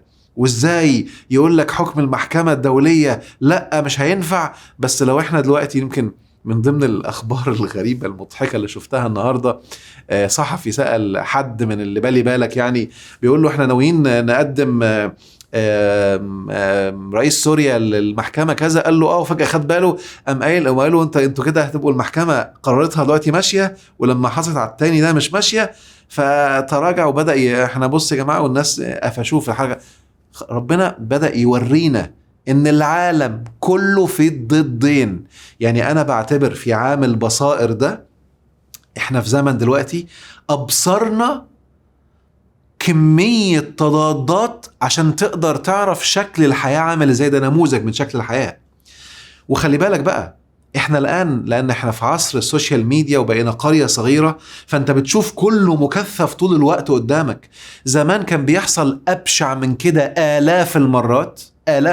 يعني انت مستغرب النهارده لما كان مثلا حد بيعذب حد ولا سابه يموت ولا كذا كذا كذا، معلش يعني في لفظه كده بيعتبروها عيب، بس هي مش عيب ولا حاجه، هو وصف شيء. يعني شوف من كان يعذب على الخازوق اللي كان بيتعمل فيه ايه، كانوا بيقفوا والناس بيقلعوهم ولا بيحطوهم على الخازوق، يبقى ماسك عصايه كده وخازوق مدبب تحت عمال يدخل فتحه الشرج وهو ماسك كل ما يبقى مش قادر يمسك نفسه ينتخل اكتر، فيمسك ويقعد يموت مثلا في ساعه ولا 2. فانت بتقول لي يعني كان بيحصل الكلام ده وابشع منه 1000 مرة. اللي سافر بعض دول اوروبا لما دخلنا المتاحف عشان نتفرج على ادوات التعذيب، انا شفتها قدامي بيني وبينها متر، ادوات التعذيب اللي في السجون بتاعت اوروبا، ودي بقى من العصور القديمة، الله اعلم مع التكنولوجيا الان اللي موجود. فانت كل ده مهم تكون مدركه وحطه في وعيك ان ده طبيعة الارض، طبيعة الجيم اللي انت فيه، اللي هو ركز بقى هيوصلك لكونكلوجن في الاخر قلنا من زمان وبيتقال كتير على لسان كل نبي: لا ملجأ ولا منجى منك الا اليك. هتلاقي نفسك كل ما وصلت المعلومات، طب انا احمي نفسي ازاي؟ طب انا اعمل ايه؟ هو ربنا. هتبدأ تلاقي نفسك غصب عنك مفيش قدامك الا السورس، الا المصدر، اله الكون، بس غصب عنك. لانك لو دخلت كل منطق مش هينفع. يعني انت النهارده عايز تقول لي بالمنطق كده اللي حصل في سوريا ده منطقي في 11 يوم ده منطق؟ ده الشباب اللي جايين بيقولوا ما اعرفش والله ده الكلام صح ولا غلط، ممكن يكون بيكذب اللي قاعد يحلف ده، انا ما اعرفش، بس صوره طالعه ومنتشره، فيديو منتشر، انا والله ما اعرفه، والله انا محايد في الاثنين، بس انا عارف ان ممكن يكون الكلام ده حصل وبيديني انديكاتور واشارات لحاجات حقيقيه حصلت، بس انا مش عارف الفيديو ده لحد بجد ولا لا. حلو كده. وهو بيقسم ان كنا هنقعد كمان ساعتين احنا و45 و54 واحد. في ناس كده كتير، في ناس كانوا بيدعوا ربهم من قلبهم في الزنزانة: يا رب انصرنا يا رب، وهو رايح الاعدام، وفجأة جاله الجواب ان النظام كله انهار وخرج من السجن. انت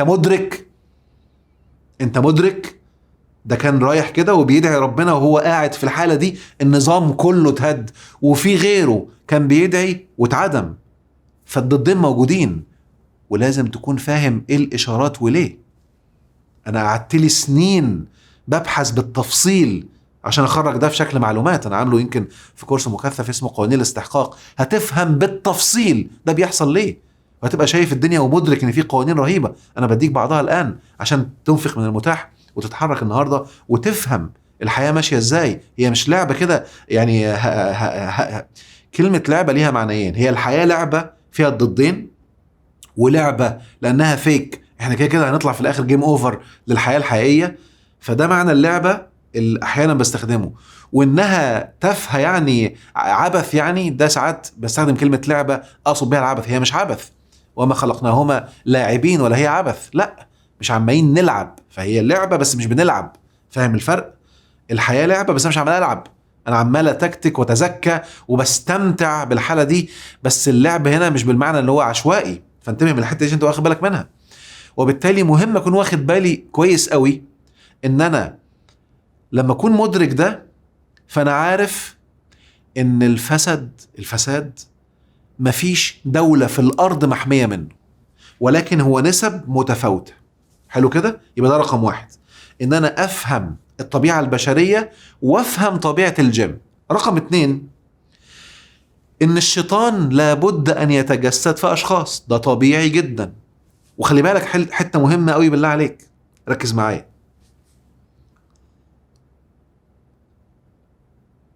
هتبقى صادمة شوية وتقبلوها مني بصدر رحب. انت مش دورك تمنع الفساد، وهفاجئك لما هقولك ان كل من يحاول ان يمنع الفساد هو يحارب قوانين إلهية، فقوانين ربنا بتشتغل ضده. وبسبب عدم فهمه للي بيحصل ده، وبسبب هقول جملة قاسية شوية، كفره بآيات الله، بتلاقيه هو اللي بيحصل له مشاكل ومصايب. والناس اللي قاعدة مش فاهمين يا حرام ايه ده، هو في ايه ده، الراجل كويس اهو. هو اللي كويس لما تبقى مدرك ان إله الكون بيقول لنا ان اكثر الارض هيكون فيها ناس وحشة. الأكثرية في القرآن سلبية.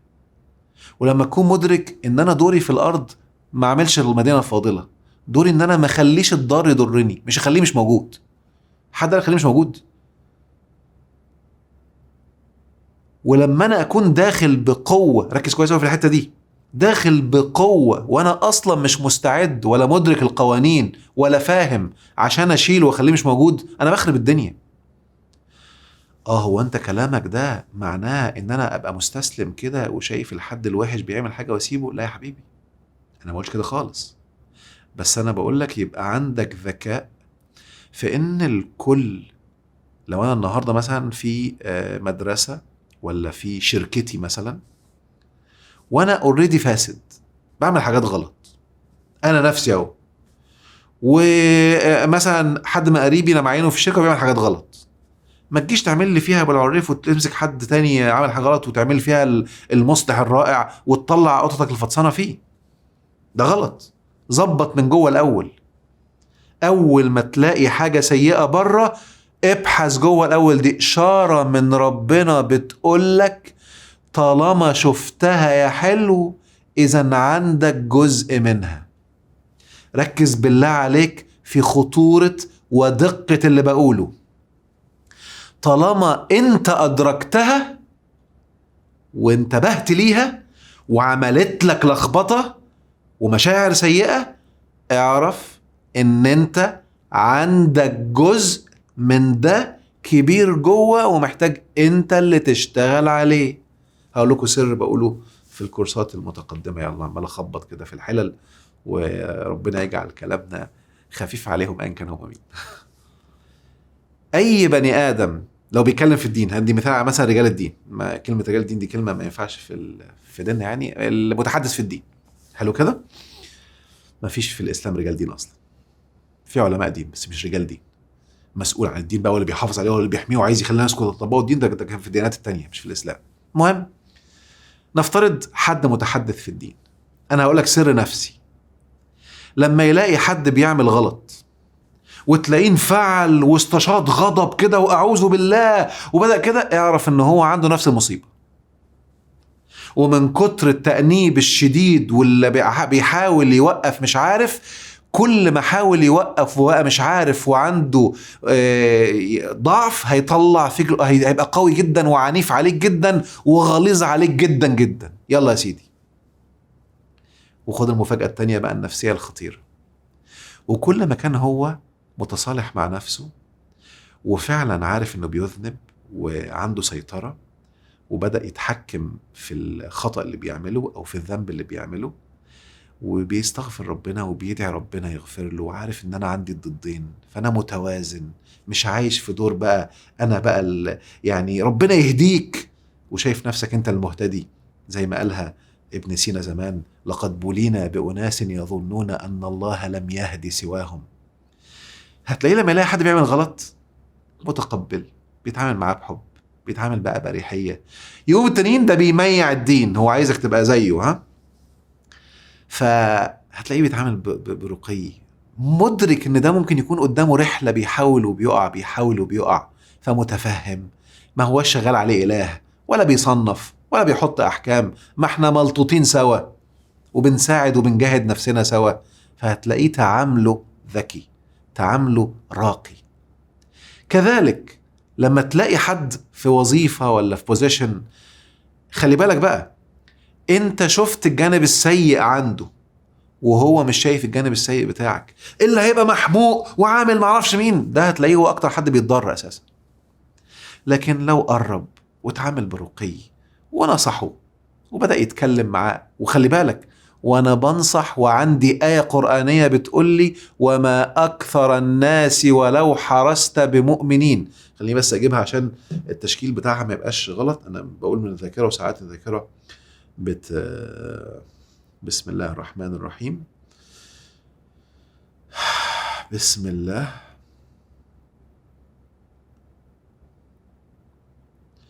وما أكثر الناس ولو حرست بمؤمنين. فأنا مدرك وأنا عارف أكثر الناس والله لو حرست ما هيبقى مؤمن. تخيل بقى، مش هيبقى فاسد، مش حتى درجة الإيمان عنده مش تحصل أساسا. ما هو الفاسد ده لازم تخليه مؤمن الأول عشان يبقى بيتقي ربنا ويبطل، يعني أول درجة هو الإيمان مش هيعرف يعملها. المهم، فأنا مدرك ده، فأنا هعمل اللي عليا، عرفت كان بها، ما عرفتش هجتهد ان انا اكون مصلح، واجتهد ازود عدد اللي شغالين كويس، واللي بيهتموا مثلا بالمواعيد لو انا في شغل او لو في وظيفه، واللي بيهتموا بالاحسان، واللي بيهتموا بالاتقان.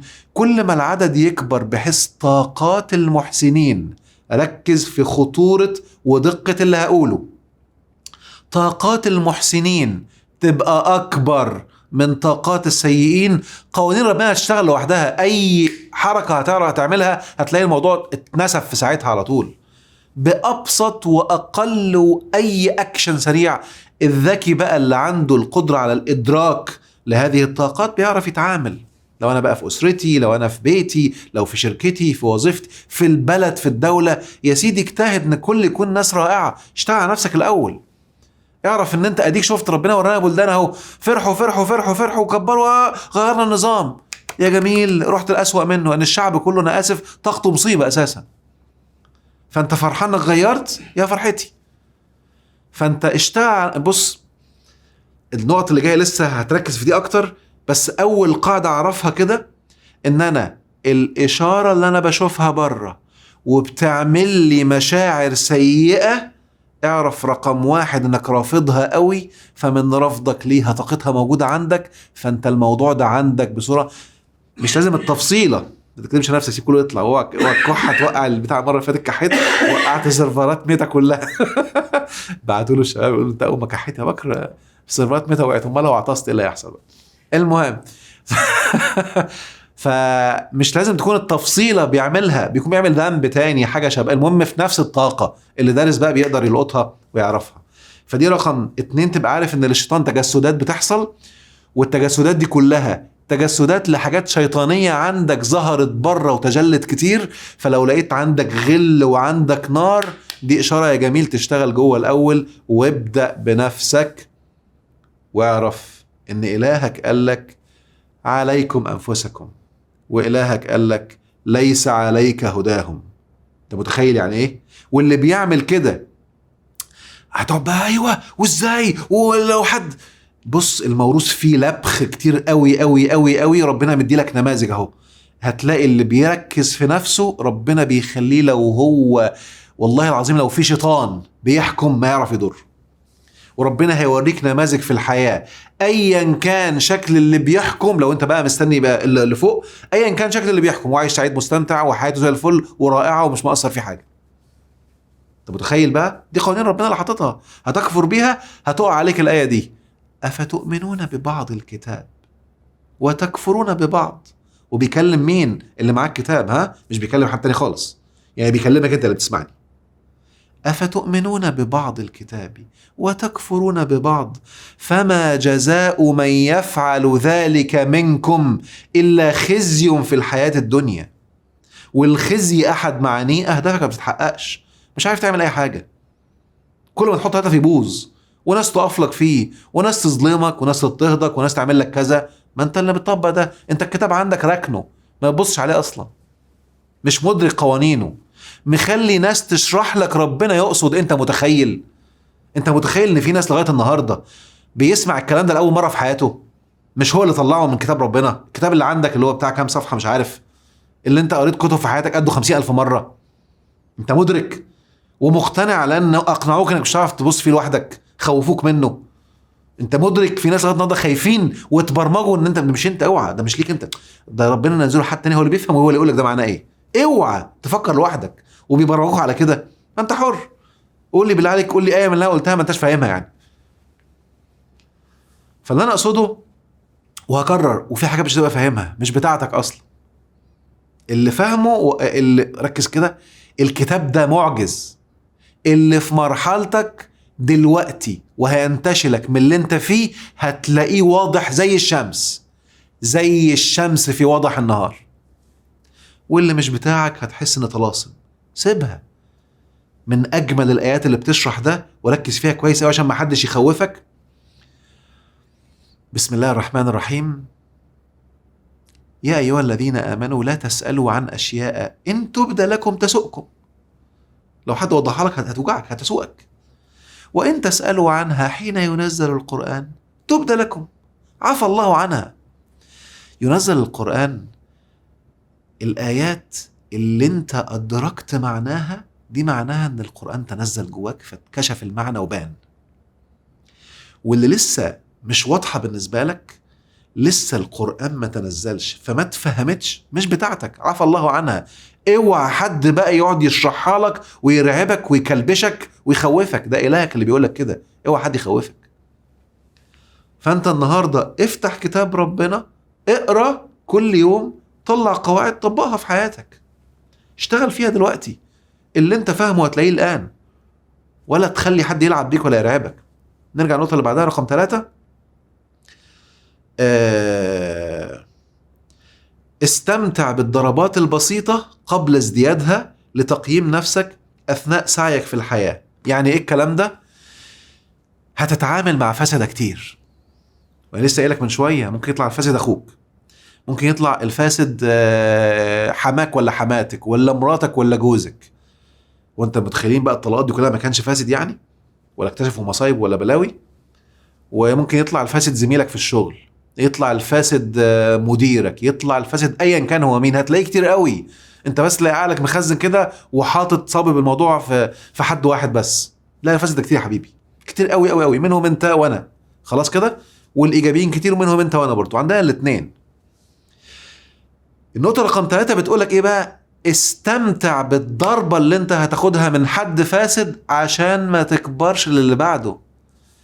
راجع حساباتك بسرعة بقى. لو حد فاسد ضرك في نصباية صغيرة، اوردر عملته وطلع غلط، خدت بالك؟ ولا طلع عكس اللي موجود على النت، ما ده فاسد ولخبطك اهو، وعمل لك اوردر بأي مبلغ، ما ده فاسد اهو. اوبا، انا خدت ضربة.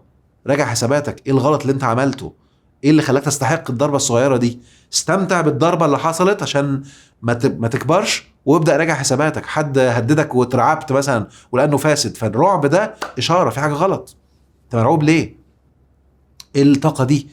ايه اللي انت فيه؟ فين الأمان بتاعك؟ فين اعتمادك على خالق الكون واللي خلقه واللي خلق اللي خلقه؟ صح ولا غلط؟ ربنا ادانا نماذج في الارض كانوا اشد قوه. ربنا وراك النهارده الايات اللي احنا كجيل زمان ما كناش شايفينها، شفناها كلها متجمعه. انت بص، في حد من المساجين اللي خارج، ما اعرفش برضه قصه صحيحه ولا حقيقيه، بس بقاله 40 سنه، فطلع بيقول هو مين اللي حررنا؟ جيش صدام ولا جيش ما يعرفش، ولا جيش حسني مبارك؟ ما يعرفش. ما يعرفش ان هم مش موجودين. انت متخيل؟ مش يعني في حد كده انا مستني اختصر لك ال 40 سنه دول، مش عارف اقول لك ايه ولا ايه ولا ايه. ما اقول لك صدام مش عارف اقول لك ايه. هو مش مدرك. تاخد بالك؟ احنا في الجيل ده ربنا ورانا بصائر بصائر بصائر من اللي كنا بنسمع عنها في الكتاب ومش مدركينها. وحاجه مهمه كمان، خلي بالك كويس قوي قوي قوي، ان ده ما يسمحلكش انك تغلط في حد ولا تصنف حد. شوف الايات واشكر ربنا، واعرف القاعدة الخطيرة اللي هقولها، ان طول الوقت الخير من منظور الاله هو اللي بيحصل. اللي خد قوانين الاستحقاق بقى عارف القاعدة دي.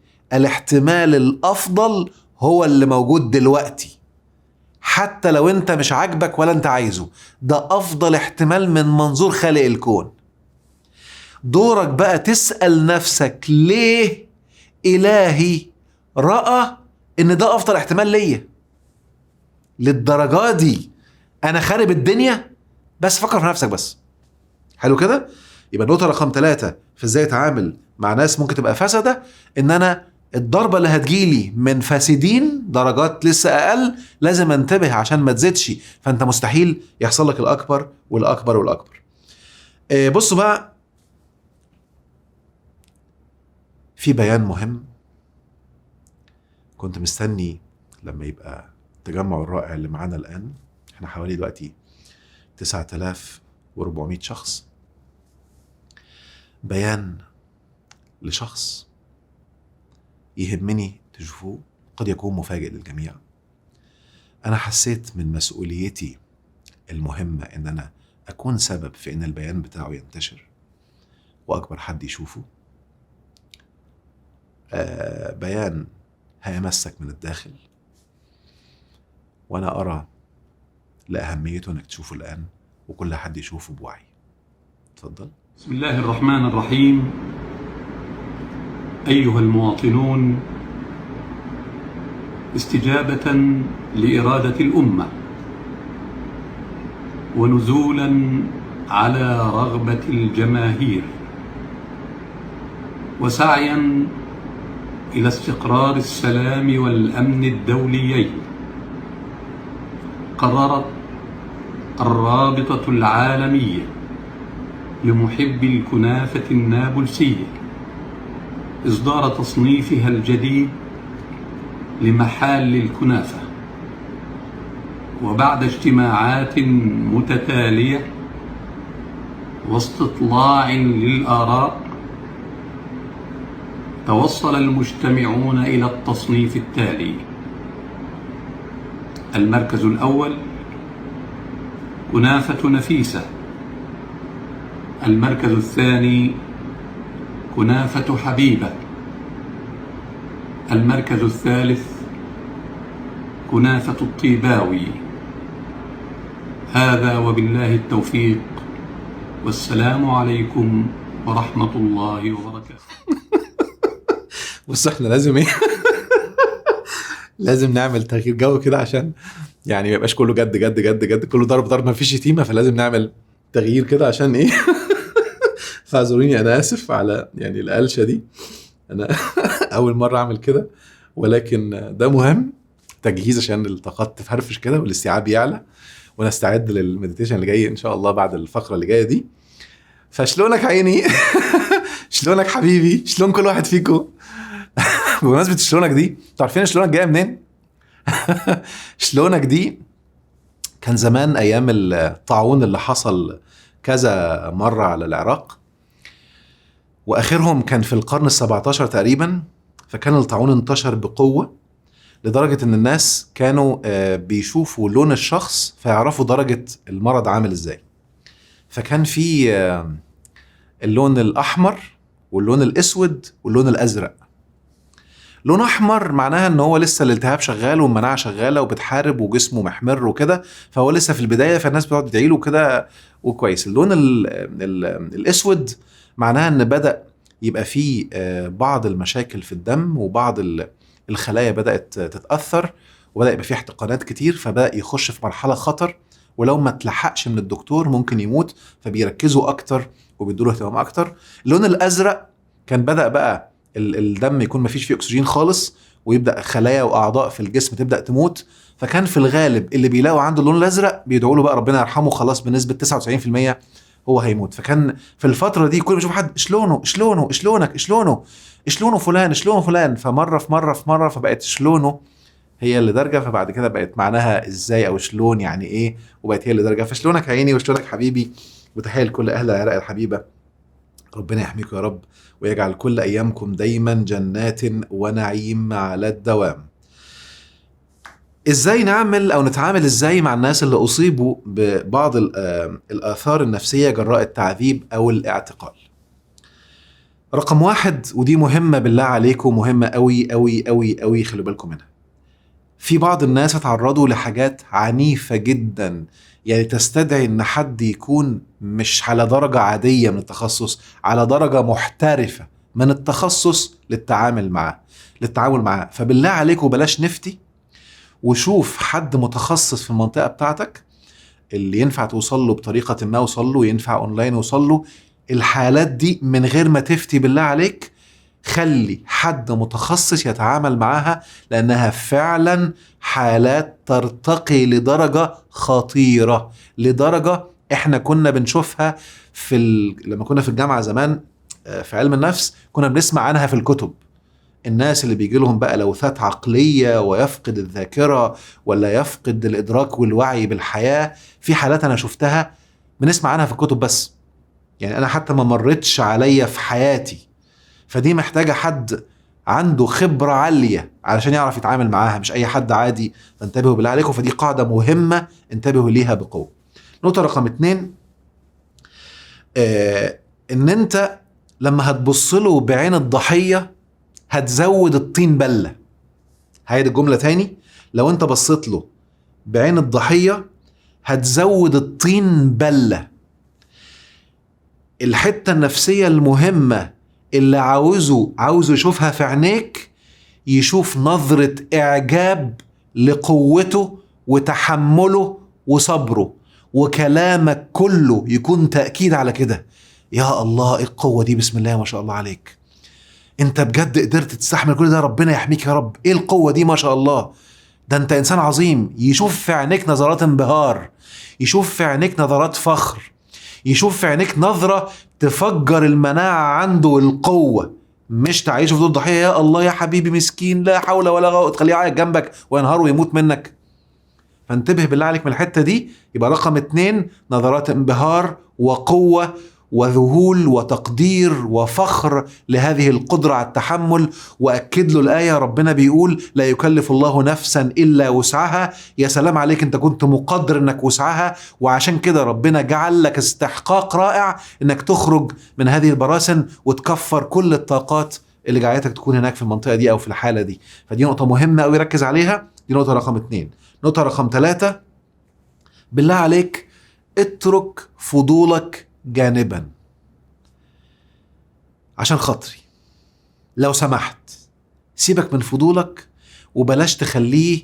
ولا لو انت بقى اعلامي، ولا لو انت مثلا عايز تسجل ولا عايز تشير، خدت بالك وتصير فيديو، ايه اللي حصل لك، احكي انت شفت ايه، وتخليه يقعد تاني يسترجع الذكريات دي ويعيش الألم. هقولك معلومة نفسية خطيرة قوي قوي قوي، 95% من الأمراض النفسية اللي بتزداد وبتتحول لتروما وتأثر سلبا على صاحبها مش بسبب الموقف اللي هو تعرض له، بسبب استرجاعه للذكريات مع عمليات عقلية جديدة وإيدت في العقل، والعقل ما يضخم وعمال يسترجع بيكتر المشاعر تاني. العمليات دي لما بتزيد هي اللي بتحولها لمصيبة وضرر كبير. يعني لو هو انهار وبكى ونفس وخرج وخلص وركز بقى النهاردة واحنا اولاد النهاردة، عمر ما يحصل له تروما، عمر ما يحصل له اي كارثة. الكوارث النفسية بتزداد باسترجاع المعلومات في العقل. العقل عندنا اللي دارس بقى ابسط معلومات في الوعي عارف ان العقل لا يفرق بين الحقيقة والخيال، وبنعمل لهم تدريبات كتير في الكورسات عشان يدركوا القاعدة دي ويطبقوها وبيصدموا من الضحك باللي بيحصل. العقل لا يفرق بين الحقيقة والخيال. فتكرار استرجاع المعلومة، ركز معايا، انت بتعيشه مشاعر التجربة كلها تاني. ركز كده في الخبر اللي هقوله ده. في علماء، والخبر ده لسه قريب جدا مع انتشار الذكاء الصناعي، شوف وصلوا لغاية فين، أدركوا لما عرفوا القاعدة دي إن إحنا عندنا نقدر نسميها بالبلدي مخزن للذكريات ملوش علاقة بالزمن. وبالتالي لو واحد قاعد في سجن بيتعذب سنة وطلع دلوقتي قدامي، ففي مجموعة طاقات موجودة جوه هي محصلة السنة دي.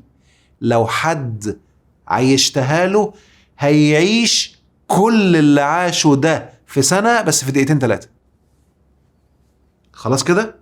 الخبر بقى يا أستاذ إن دلوقتي بدأين في أبحاث شغالة عشان يعملوا كبسولات، بدل ما نحط الناس في السجن نحطهم في الكبسولات دي، واللي محكوم ب10 سنين ب20 سنة نقعده نص ساعة يعيش جحيم 20 سنة ويطلع. عاش كل خبرة 20 سنة سجن.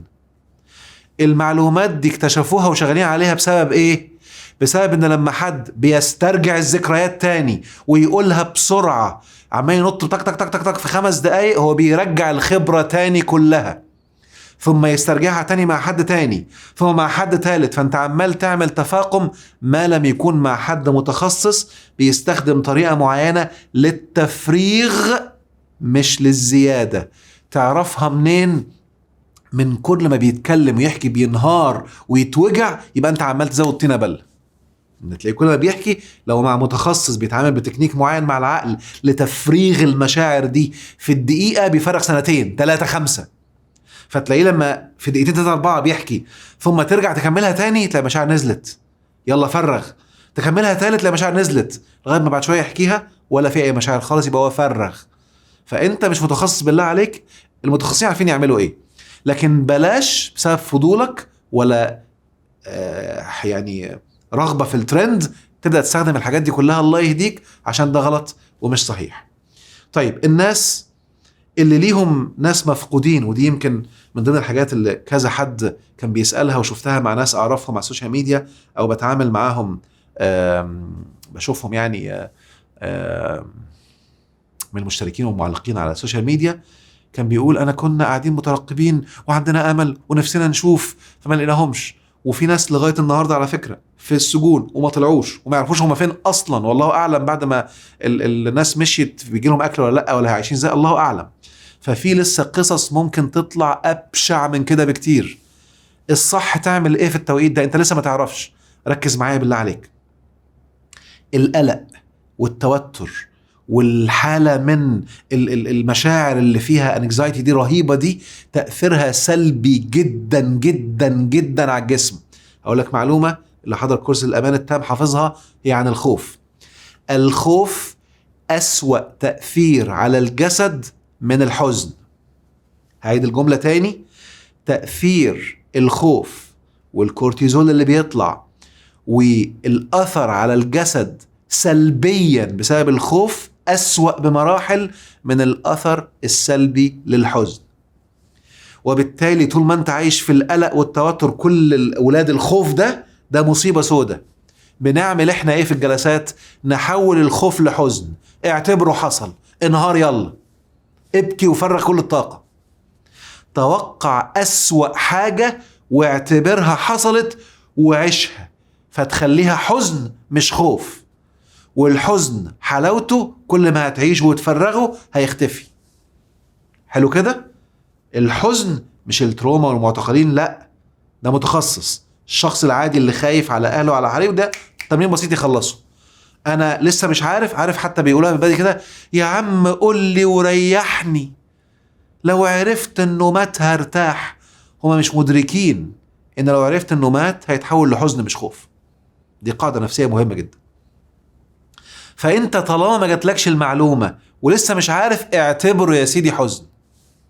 خلاص. في يمكن حد بعت لي خبر صادم شوية وهقوله لك عشان تبقى عارف برضو من ضمن اللي ممكن يحصل في الكون والشيطان بيعمل ايه. ان كان بيتم تعمد ابلاغ بعض الاهالي ان فلان اللي اعتقل ده مات من اجل التدمير النفسي بقى، والله اعلم. ربنا يجازي كل حد تسبب. هو هيجازي اصلا. احنا بندعي واحنا ده اللي بيحصل اساسا. لسه هنيجي نتكلم في النقاط بعد شويه. لدرجه ان في قصه حد بعتها لي، قال لي ان في واحده جوزها من 11 12 سنه اعتقل، وبلغوها بعد سنه ان هو مات. انهاروا وعملوا العزاء وخلاص وعاشوا في حزن مش عارف كام سنه ولا 2. ثم بعد فتره عندها اولاد، ثم بعد فتره جوزها، يا ربي اخو جوزها اتجوزها، وعاشوا مع بعض كذا سنة، 7-8 سنين، ومخلف منها هو كمان، وبيراعي ولاد أخوه وعايشين مع بعض. واكتشفت في الفترة الأخيرة لما المعتقلات فتحت إن جوزها عايش. فتخيل إيه اللي ممكن يكون بيتم في الأرض. تخيل بقى الراجل طالع عايش لمراته وولاده، لا أخوه متجوز مراته ومخلف منها. أنت متخيل إيه اللي ممكن بيتم؟ وقصص كتير بقى، وحاجات تانية أكتر مما تتخيل. فاللي عايزك تعرفه يعني، حتى كمان أنا ليه بقول لك الكلام ده، اعرف ممكن في الأرض يكون بيحصل إيه، عشان تبقى مدخل ده في وعيك، وانت بتستعيذ بقى وواعي، تبقى عارف انت بتحمي نفسك من ايه وابعاده عامله ازاي. مش عشان بقى تعيش الضحيه وتعيش متألم وتعيش انهيار. ولو القصه اللي قلتها مست شيء جواك، ابكي وفرغ، ابكي فرغ كل الطاقه دي. معناها بتعمل هيلينج جوه، بتعمل تشافي الان، بتعلي مناعتك النفسيه بقوه. ما تبقاش هش كده، تبقى مدرك الارض ممكن يكون بيحصل فيها ايه. ابعد عن الصعبانيات مصيبه وبتدمر صاحبها وبتخليك هش. وفي نفس الوقت ابعد على ان، انا حكيت قصة، ابعد على ان الشيطان يحول ده الغل ورغبة في الانتقام من حد انت ما شفتش بعينيك ايه اللي حصل. هنتكلم في دي بعد شوية. في نظام، كان في مصايب من دي، في تفاصيل هنتكلم فيها بعد شوية، لازم تبقى عارفها وتتعامل مع قوانين ربنا بالحق، لان الموضوع ده خطير قوي قوي قوي قوي.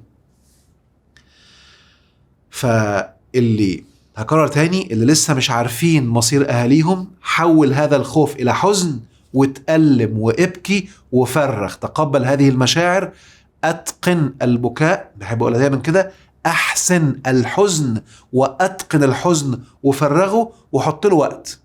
أنا هتألم ربع ساعة، نص ساعة، وابكي وفرغ كله، بس بعد النص ساعة خلاص قوم. أنا خلاص تعاملت على إن موقف حصل، طلع عايش بقى ما طلعش انا ما اعرفش، انا عايش، انا جايب اسوأ حاجه وعشتها خلاص وبكمل حياتي. وسيب نفسك من لحظات الالم والرعب والقلق دي، عشان بتاثر سلبا على صاحبها، وتاثيرها للاسف ليس جيد على الاطلاق. طيب، هندخل دلوقتي الى 8 نقاط مهمه لكيفيه حمايه انفسنا في ظل تكالب القوى علينا. قربنا 8 نقاط دي ثم نخش التامل. بكرر، لو تلحق تكلم اصحابك وقرايبك، كل ما الناس اكتر في التامل كل ما الطاقه تبقى اعلى واعلى بمشيئه الله. فاحرص على حضور اكبر عدد من الناس على التامل القادم. بسم الله. قربنا الان من التامل. رقم 1 في هذه النقاط، حد بيسال بيقول ايه هي صعبانيات؟ صعبانيات اللي هو عايش، اللي بيسموها بقى المظلوميه، تعيش بقى المظلوم والظلم والكلام ده. وانا عارف ان في بعض الناس يعني دخلوا في دينهم الصعبانيات والمظلوميات، وعايشين في الظلم بقى، ويا حرام، ويقعدوا يسترجعوا الظلم، عند ربنا نهى عن الحزن في القرآن ويعيشوا. فالكلام ده بنسميه فصل الصعبانيات، المظلوميات يعني. فانتبهوا من الحاجات اللي خليكم تأثيرها النفسي مدمر، ولا تمت للحقيقة ولا للأصل ولا للدين بصلة. رقم 1، ازاي تحمي نفسك؟ احذر الحرب النفسية. احذر الحرب النفسية. يعني ايه الكلام ده؟ اولا، انت نفسك في يوم من الايام تحت اي نظام كنت شايفه مستبد، ما كنتش تقدر تفتح بقك. حتى وانت خارج الدولة وانت بعيد ما كنتش تقدر تتكلم. حتى اللي عملوا تحرير دلوقتي، اللي انت شايفهم الآن طالعين بقوة، في يوم من الأيام قبل ما الإشارات تبقى عنده مطمئنة كان مخبي وشه. يعني ايه مخبي وشه؟ يعني ما كانش يجرؤ يقول أنا مين. هتخونه؟ هتطلع بقى لحد كان فنان ولا حد كان إعلامي ما يقدرش يفتح بقه، وتقول بقى يلا ولسه الخونة والأيادي بتاعت الحرب النفسية وأعدائنا اللي قاعدين مجهزين ناس يبدأوا يعملوا الفتنة وينشروا المصايب جوه المجتمع تخليهم يحركوك؟ اعرف إن من السنة ومن الدين إن لما كانت قريش بتعذب ياسر وعمار، عمار بن ياسر وأمه، ركز معايا كويس قوي، وعمار بن ياسر قالوا له يشتم الرسول، اشتمه واحنا نسيبك، شتمه وراح اطلقوا سراحه وما بيضحكوا خليناه يشتم محمد. فراح وهو بيبكي لسيدنا محمد صلى الله عليه وسلم وقال له القصة. انا متخيل الموقف ده كأنه خده في حضنه او طبطب عليه، ما اعرفش القصة تفصيلها ايه، مش فاكرها، انا بقولها من الذاكرة، ولكن النص قال له وإن عادوا فعد، يعني لو رجعوا تاني اعمل كده تاني. انت متخيل؟ ده الدين الحقيقي لو انت بتطبق الدين، لو انت فعلا عايز تنشر الدين صح، لو انت عاوز تكون نموذج للدين قبل ما تطلب غيرك يعمله. فلما تلاقي حد لا يأمن انه لو جاب سيرة حد ممكن هو وعيلته، شفت الولد اللي الله يعني الله يرحمه، انا شفت جثته طلعت، انا مش عارف ازاي قدروا يرجعوه الى سوريا الله يرحمه، انا برضو مش عارف برضو كمان اذا كانت القصة حقيقية ولا لا بتاعته. يعني احنا شايفين صورته وهو بيبكي وشفت صورته وهو مقتول، ولكن التفاصيل كلها حكاوي انا ما عنديش فيها دليل، ما شفتهاش بدليل مادي، ولكن فعلا احتمالية انها عالية، احتمالية كبيرة. اسمه تقريبا مازن حمادة او حاجة زي كده، بس اسمه طار من دماغي، بسم الله. المهم الولد ده يعني انا ما اعرفش ايه اللي حصل لما طلع اتكلم لما كان في هولندا، ولا عملوا ايه في عيلته وخلوه يرجع لغاية لما اتقتل في المعتقل. ده لو قصة حقيقية، ولكن ده اللي ظاهر قدامنا الآن. فأنت لك أن تتصور كان الرعب واصل لغاية فين، لك أن تتصور وهو بره بعد ما اتعذب، ده على كلامه على لسانه اتعذب طبعا، ربنا يرحمه يا رب، أنا شفت قصته، ده هو مات، بس أنا بتكلم كواحد متخصص في علم النفس، واحد داء العذاب، ده أسوأ أنواع التعذيب، وربنا نصره وخلاه يخرج وطلع في التلفزيون وقرر يفضح التعذيب ده بقوة. عملوا ايه يخلوه يرضى يرجع؟ انا الفكرة دي مجنناني. استخدموا اساليب نفسية بالضغط، ازاي خلوه يرجع وهو عارف انه اكيد هيموت؟ فلك ان تتصور ايه اللي كان ممكن بيتم. فاوعى ثم اوعى ثم اوعى تطلع بقى تعمل زي بعض الدول ويلا القايمة السوداء والقايمة الزفت والمعرفش مين، وتبدأوا تنهشوا في بعض تاني. انا بقول لك انا اهو لو انا عايش هناك هقول له انت حبيبي، ده انت تاج راسي، مع اني ما بحبش اعمل كده، ولكن لو اضطرني اعمل كده هعمل كده عشان ما اوديش نفسي في داهية.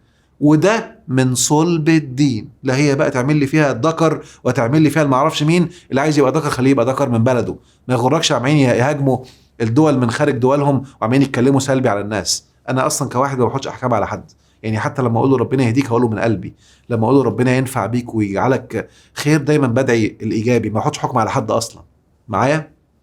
يمكن حتى قلتها لما في عز الازمه في مصر، لما كان حاصل الازمه ما بين الجيش وما بين مرسي والسيسي، والله رحت الحرم عملت عمره للاثنين، يا رب اللي فيهم الخير خليه ينتصر. شكرا. مع لا بحط حكم على حد ولا بطلع اصلا ولا اللي بيطلع من اي فيديوهات بتخليني اعمل هدف الشيطان ينزغ العداوه والبغضاء. انا دوري اخلي الانسان ما يتضرش، ما حدش يعرف يضره، يعرف يعيش الجنة. لو كتر عدد الناس اللي يعيشوا الجنة على الأرض، الدول هتبقى مستحقة الجنة بصورة رائعة. وخلي بالك بقى، خدها مفاجأة، ولو انت كنت تستحق تعيش الجنة زي ما في دول أوروبية شعوبها تستحق تعيش الجنة، لو حاكمها فاسد مش هيجرؤ يطلع فساده، هيطلع كل الخير وهيطلع كل اللي في مصلحتهم عشان يفضل في الحكم. يلا يا سيدي، يعني انت لو انت عندك افسد حد على وجه الارض، لما تبقى انسان صالح يستحق الجنة على الارض، ربنا هيغيره لك، يخليه ايجابي يا يغيره تماما ويجيب لك غيره، مش شغلك انت. وهعيد الجملة تاني، لا يوجد في تاريخ اي نبي، وركز كويس قوي، لا يوجد في تاريخ اي نبي ان لما بقى فيه اضطهاد ولا فيه اي مصيبة حصلة ولا الكلام ده انك تواجه. في حاجة اسمها هجرة، خلاص قوي نفسك، اكبر لما تبقى قوي تصرف. لكن تعمل فيها ذكر وعنترية من غير ما يبقى عندك الابعاد، لا. فاللي بيعملوا عنترية والكلام دي شفنا اللي حصل في فلسطين، ربنا يحميهم يا رب. انا كنت ضد، شوف انا قلت مش هتكلم عشان كان في مصايب وناس بتموت كل يوم، وقلت هاجل الكلام لما يحصل، لما يحصل هتكلم فيه بعدين. انا اول ما حصل موضوع 7 اكتوبر قلت ربنا يستر، ربنا يستر. مصيبه سودة، انا بعتبرها مصيبه، يعني تخطيط، يعني ربنا يسامح اللي عمله. يعني كان في، يعني عارف انت المسلمات هنتكلم فيها بعد شويه. المهم ربنا يا رب ينصر يا رب الجميع ويلهم الناس سبل الرشاد. قوانين واضحة زي الشمس، يعني الواحد ما عارف، والله العلي العظيم الواحد أدرك المقولة اللي بتقول سيدنا محمد صلى الله عليه وسلم: لو تعلمون ما أعلم، يا ربي لو اطلعتم على الغيب لاخترتم الواقع، ولو تعلمون ما أعلم لبكيتم كثيرا. ليه يا عم اللي انت بتعمله غلط؟ حتى لو شايفه صح باسم الدين، الدنيا مش واضحة للدرجة دي، مش شايف الجحيم للدرجة دي، انت مخك فين؟ ما علينا. مهم. وعند ربنا سبحانه يا باشا خدها قاعدة كده، سننه سارية طول الوقت. فلو انت هتعمل بالسنن تستحق النصر. ما عملتش السنن وعامل فيها الطيب الجميل المسكين الضحية اللي قاعد بقى مستني العرب ومستني الناس انتوا فين انقذونا، هتلاقي كل حد انا اسف بيخبط فيك. هأجل الموضوع ده لما نفتح موضوع فلسطين بروقان بقى، عشان ايه الموضوع ده عامل لي من ايام الجامعه. والواحد شايف، ما اعرفش، يعني الواحد شايف يا جماعه الدنيا ابسط من كده، الحلول سهله، ايه اللي انتوا بتعملوه ده؟ ما اعرفش. المهم يبقى احذر الحرب النفسيه، احذر التخويف اللي عمال يحصل بقى، وانتوا لسه هتشوفوا هيحصل لكم كذا وكذا، ده حصل للناس في كذا دوله قبل كده وخوفوهم ورعبوهم، ودلوقتي الدول من اروع ما يكون. معايا؟ وخلي بالك إذا أنت فاكر أن أقصد الدول العربية، لا نقصد الدول الأوروبية اللي أنت الآن شايفها جنة. حصل أسوأ وألعن من اللي احنا فيه النهاردة، وكان الناس بتموت كده بالملايين. معايا؟ بالقنابل وبالبلاوي الزرقاء، وقبل القنابل وقبل اختراع الطيارات كان في كوارث بتحصل. لو بترجع بقى لتاريخ الأرض، ففي ناس كانوا ده الدنيا هتبقى أسود من السواد، ده احنا هنشوف أيام سوداء، والنهاردة دولهم جنة لما أدركوا القوانين بسرعة وفهموا السيستم ربنا حطه في الكون. وصلت؟ والشعوب أدركت ازاي تشتغل على نفسها فتستحق يجيلها اللي يعيشها جنة، ويبقى كله ماشي مع بعضه بصورة إيجابية وصورة رائعة. انتبه من المتشائمين اللي ربنا مسميهم في القرآن. هقول لك مفاجأة، هجيب لك الآيات عشان أنا مش عايز أقولها بالذاكرة. بسم الله الرحمن الرحيم.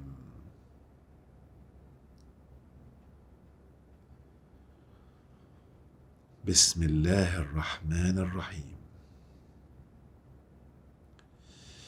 آيات ربنا بتتكلم على النصر للمؤمن، وإن الله لا يغير ما بقوم حتى يغيروا ما بأنفسهم، وإن لو اجتمعت الأمة على أن يضروك لا يضروك بشيء إلا كتبه الله لك. فأنا مؤمن إن ربنا يعني اداني لا يضلهم من ضل هدايتهم، فربنا مديني آيات كده.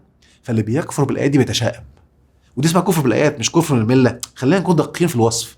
اللي مش مصدق الآيات دي كلها فعمال يخوف، ده هو من جوه كافر بالآية على طول.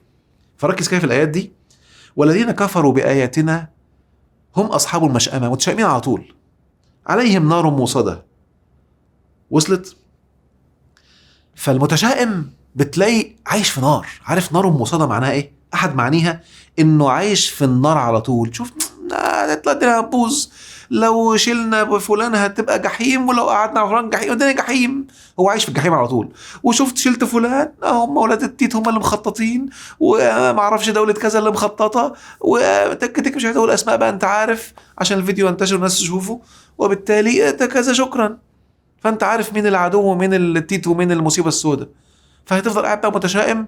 اذا انت مش مؤمن، اذا انت مش واخد بالك، اذا انت ما ادركتش ان في نظام بقاله 50 سنه اتفك في 11 يوم. يا راجل تفائل بقى وابتسم وكمل بالطاقه اللي تخلي اللي جاي احلى. اوعى تقع في اخطاء وقع فيها ناس تانية خربوا الدنيا في بلادهم واستحقوا ما هو اسوأ. فلا، مهم تكون مركز كويس قوي ومدرك بصورة ايجابية انا انسان لن ادع لهذه الحرب النفسية اللي بيعملوها اعدائنا للتوقيع بيننا وبين بعض. والله العلي العظيم ان كان بدأ يحصل في مصر وقيعة ما بين المسلمين والمسيحيين، والحمد لله ربنا حمانا منها، وكشعب قمنا كده بسرعة. فيديوهات انتشرت وبقى المسلم بيصلي والمسيحي بيحوطه والدنيا كلها، وربنا سبحان الله الجيش بتاعنا بقى هو اللي بيحمي والبلد. يعني أنا عندي فخر الجيش مصر اللي كنت فيه في يوم من الأيام. أنا أحد الجنود الجيش المصري، فاللي عملوا الجيش المصري في الأحداث اللي حصلت كانت ممكن مصر تولع. أنا بشكر ربنا 1000 مرة إن إحنا ربنا حافظنا بالحالة دي. لكن الشعب، بكمل عشان أكون صادق، لم يستحق الوفرة. فعمال الدنيا تسوق وتسوق وتسوق. انتبه، ما تبقاش عايز تغير بره. اعرف ان في ناس مستحقين جوه مصر يعيشوا جنة ويعيشوا روقان ويعيشوا نعيم، وناس عايشين جحيم وذل. ليه؟ عشان مش واخد بالهم من النقاط اللي عمال اتكلم فيها دي. والقوانين حاصله في كل حته. ده ياخدنا نقطه رقم 2، خلي بالك منها كويس قوي قوي قوي قوي، وحط تحتيها 50,000 خط. نقطه رقم 2، اذا عاوز ربنا يحميك من اي ماكر ايا كان، نحن خلقنا فرادى ونحاسب فرادى وسنعود إلى الله فرادى، ولقد جئتمونا فرادى كما خلقناكم أول مرة وتركتم ما خولناكم وراء ظهوركم. ركز بالله عليك، عشان ده يخالف علم النفس وعلم المنطق وعلم الاجتماع، ويخالف كلام علماء كتير. والإنسان كائن اجتماعي، وجنة من غير ناس ما تنداس. احنا مخلوقين فرادى، واللي بيطبق دين ربنا صح ربنا بيعلمه ازاي يعيش في الحالة دي، وبيطبق حاجات منها العزلة، منها الاعتكاف، منها انك تطلع لوحدك وتصوم عن الكلام عشان تتدرب انك فرد. حياتك كلها الجزاء فردي، الاستحقاق فردي. إذا ما كنتش بتطبق دين ربنا صح، لو لوحدك هتكتئب. ركز في كلامي، أنا بخالف كل منطق علم النفس والاجتماع، فانتبه بالله عليك. إحنا مخلوقين فرادى وبنحاسب فرادى وهنرجع فرادى كما ربنا خلقنا أول مرة. فانتبه بالله عليك، اللي بيطبق الكلام الحقيقي صح بيتعامل فرداني. يبقى لو الدنيا ولعت هتلاقي هو من، لو في ناس انتصرت هو أعلى واحد فيهم. ألا تلاحظ في الفيديوهات اللي شفتها دي إن في حد ممكن يكون استحق مثلا يعيش في المعتقل 40 سنة، وحد كان من ضمن الاستحقاق بتاعه إنه يدخل شهر ويخرج، وحد يدخل 3 شهور يطلع عنده مشكلة نفسية ومتدمر، وحد دخل 10 سنين طالع بقوته بسم الله ما شاء الله. فرادى يا باشا، فرادى. لو في قنبلة وقعت هتلاقي في حد ما حصلوش حاجة، وحد اتشوه شوية، وحد جرح خفيف، وحد خسر فلوس بس، وحد خسر من الأسرة، وحد. كل دي قوانين ربنا بيقولها لك. لما تفهم المقادير، هي مقادير طبخة. لما تفهم المقادير الطبخة وتبص لها بحالة فردية هتدرك قوانين. أنا بديك أسرار عشان لو انت لسه مش مستحق تحصل على معلومات تعرف تمشي وراها. كي ووردز كده بحب افيد، حتى تمشي لو مش قادر، حتى دلوقتي ما عندكش القدرة انك تاخد كورس ولا تتعلم حاجة، امشي ورا الكي ووردز دي، ورا المفاتيح دي، هتفتح لك حاجات. ان كل قوانين ربنا فردية. ده هياخدنا لكذا قاعدة خطيرة. اول قاعدة هي ايه؟ ان انا لما الاقي حد سيء ابدأ بنفسك، ما تستناش وابدأ تعمل لي فيها بقى المصلح الاجتماعي وتعمل لي فيها المنظر وتعمل لي فيها كذا. وتدرك الآية اللي بتقول كبر مقتا عند الله أن تقولوا ما لا تفعلون. قبل ما تنظر على حد فاسد، أنا والله العظيم والله في ناس اعرفهم شخصيا، في يعني شخصيا وخلاص، لا هو عارف يدير اسرته ولا عارف يدير نفسه ولا عارف يدير عياله ولا عارف يدير زملائه، وكان عايز يرشح نفسه في انتخابات. يخرب بيت المصايب، وعايز البلد وعمال ينتقد وبيطلع في التلفزيون وبيتكلم يا عم ايه اللي انت بتهببه ده ولا انتوا اللي بتهببوه ده؟ من غير اسماء بقى، انا بدي شوف نفسك انت مش عارف تدير انفعالاتك اصلا، ولا تدير مشاعرك، ولا تدير عاداتك، ولا توقف الذنب اللي بتعمله ولا الفساد اللي انت بتعمله، وعمال تنظر بره. لو انت مدرك قانون الفردانية دي هتبدأ تبص ان كل اللي بيحصل في الكون اشارة ليك انت. ركز في الآية دي: وما كان لبشر أن يكلمه الله إلا وحيا أو من وراء حجاب أو يرسل رسولا. وأحد وسائل كلام إله الكون معاك هي الرسل اللي خدعوك وحصروها في بشر. الرسل مستمرة لغاية آخر يوم على الأرض. الرسل في الأحداث اللي بتحصل وتفاصيلها، في الناس اللي مش عاجبينك، في شريك حياتك اللي مش عاجبك، في مديرك اللي مش عاجبك، في اللي جنبك اللي عمال تنتقده، في جارك، في الحاكم اللي مش عاجبك. كل دي إشارات ليك أنت عشان تظبط من جوه أنت وتتطور من جوه أنت. وزي ما قالها أحد الحكماء زمان، يقال إن هو غاندي: كن أنت التطوير اللي عايز تشوفه في الناس. كن أنت. لو بصيت بالحالة دي ابدأ بنفسك. عليكم أنفسكم. والله ساعات بيبقى في محاضرات تلاقيني مثلا بتكلم مثلا في العلاقات الزوجية، وانا عمال اتكلم المفروض تكون الزوجة بتعمل ايه مع جوزها، يقوم خبطها: ولا اسمعي. طب وانت لسه هتكلم عليك انت وبتركز في نفسك انت، والمفروض الزوجة يعمل ايه؟ هي خبطها. اسمع. كل واحد مركز على التاني. تلاقي حد بيبص على الآيات عشان يحكم على الآخرين. ايه ده؟ الآيات ليك انت، وكتاب ربنا ليك انت، والدين ليك انت، وعلاقتك بربنا بتاعتك انت. وصلت؟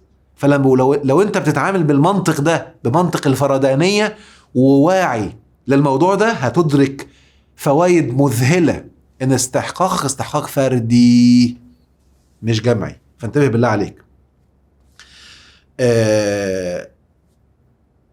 النقطة اللي بعد كده: انتبه من الشائعات ومحاولات التفريق، لان دي نقطة مهمة قوي من الحرب النفسية. يبقى استحقاقك فردي، تبدأ بنفسك الأول ثم تكلم الناس. وتكلم الناس ايه؟ بينك وبين نفسهم، مش بفضيحة. رقم 3: انتبه للشائعات اللي هتطلع بقى، واوعى ثم اوعى تشوف اللي بيطلع في فيديوهات تعتبره 100%. اياك.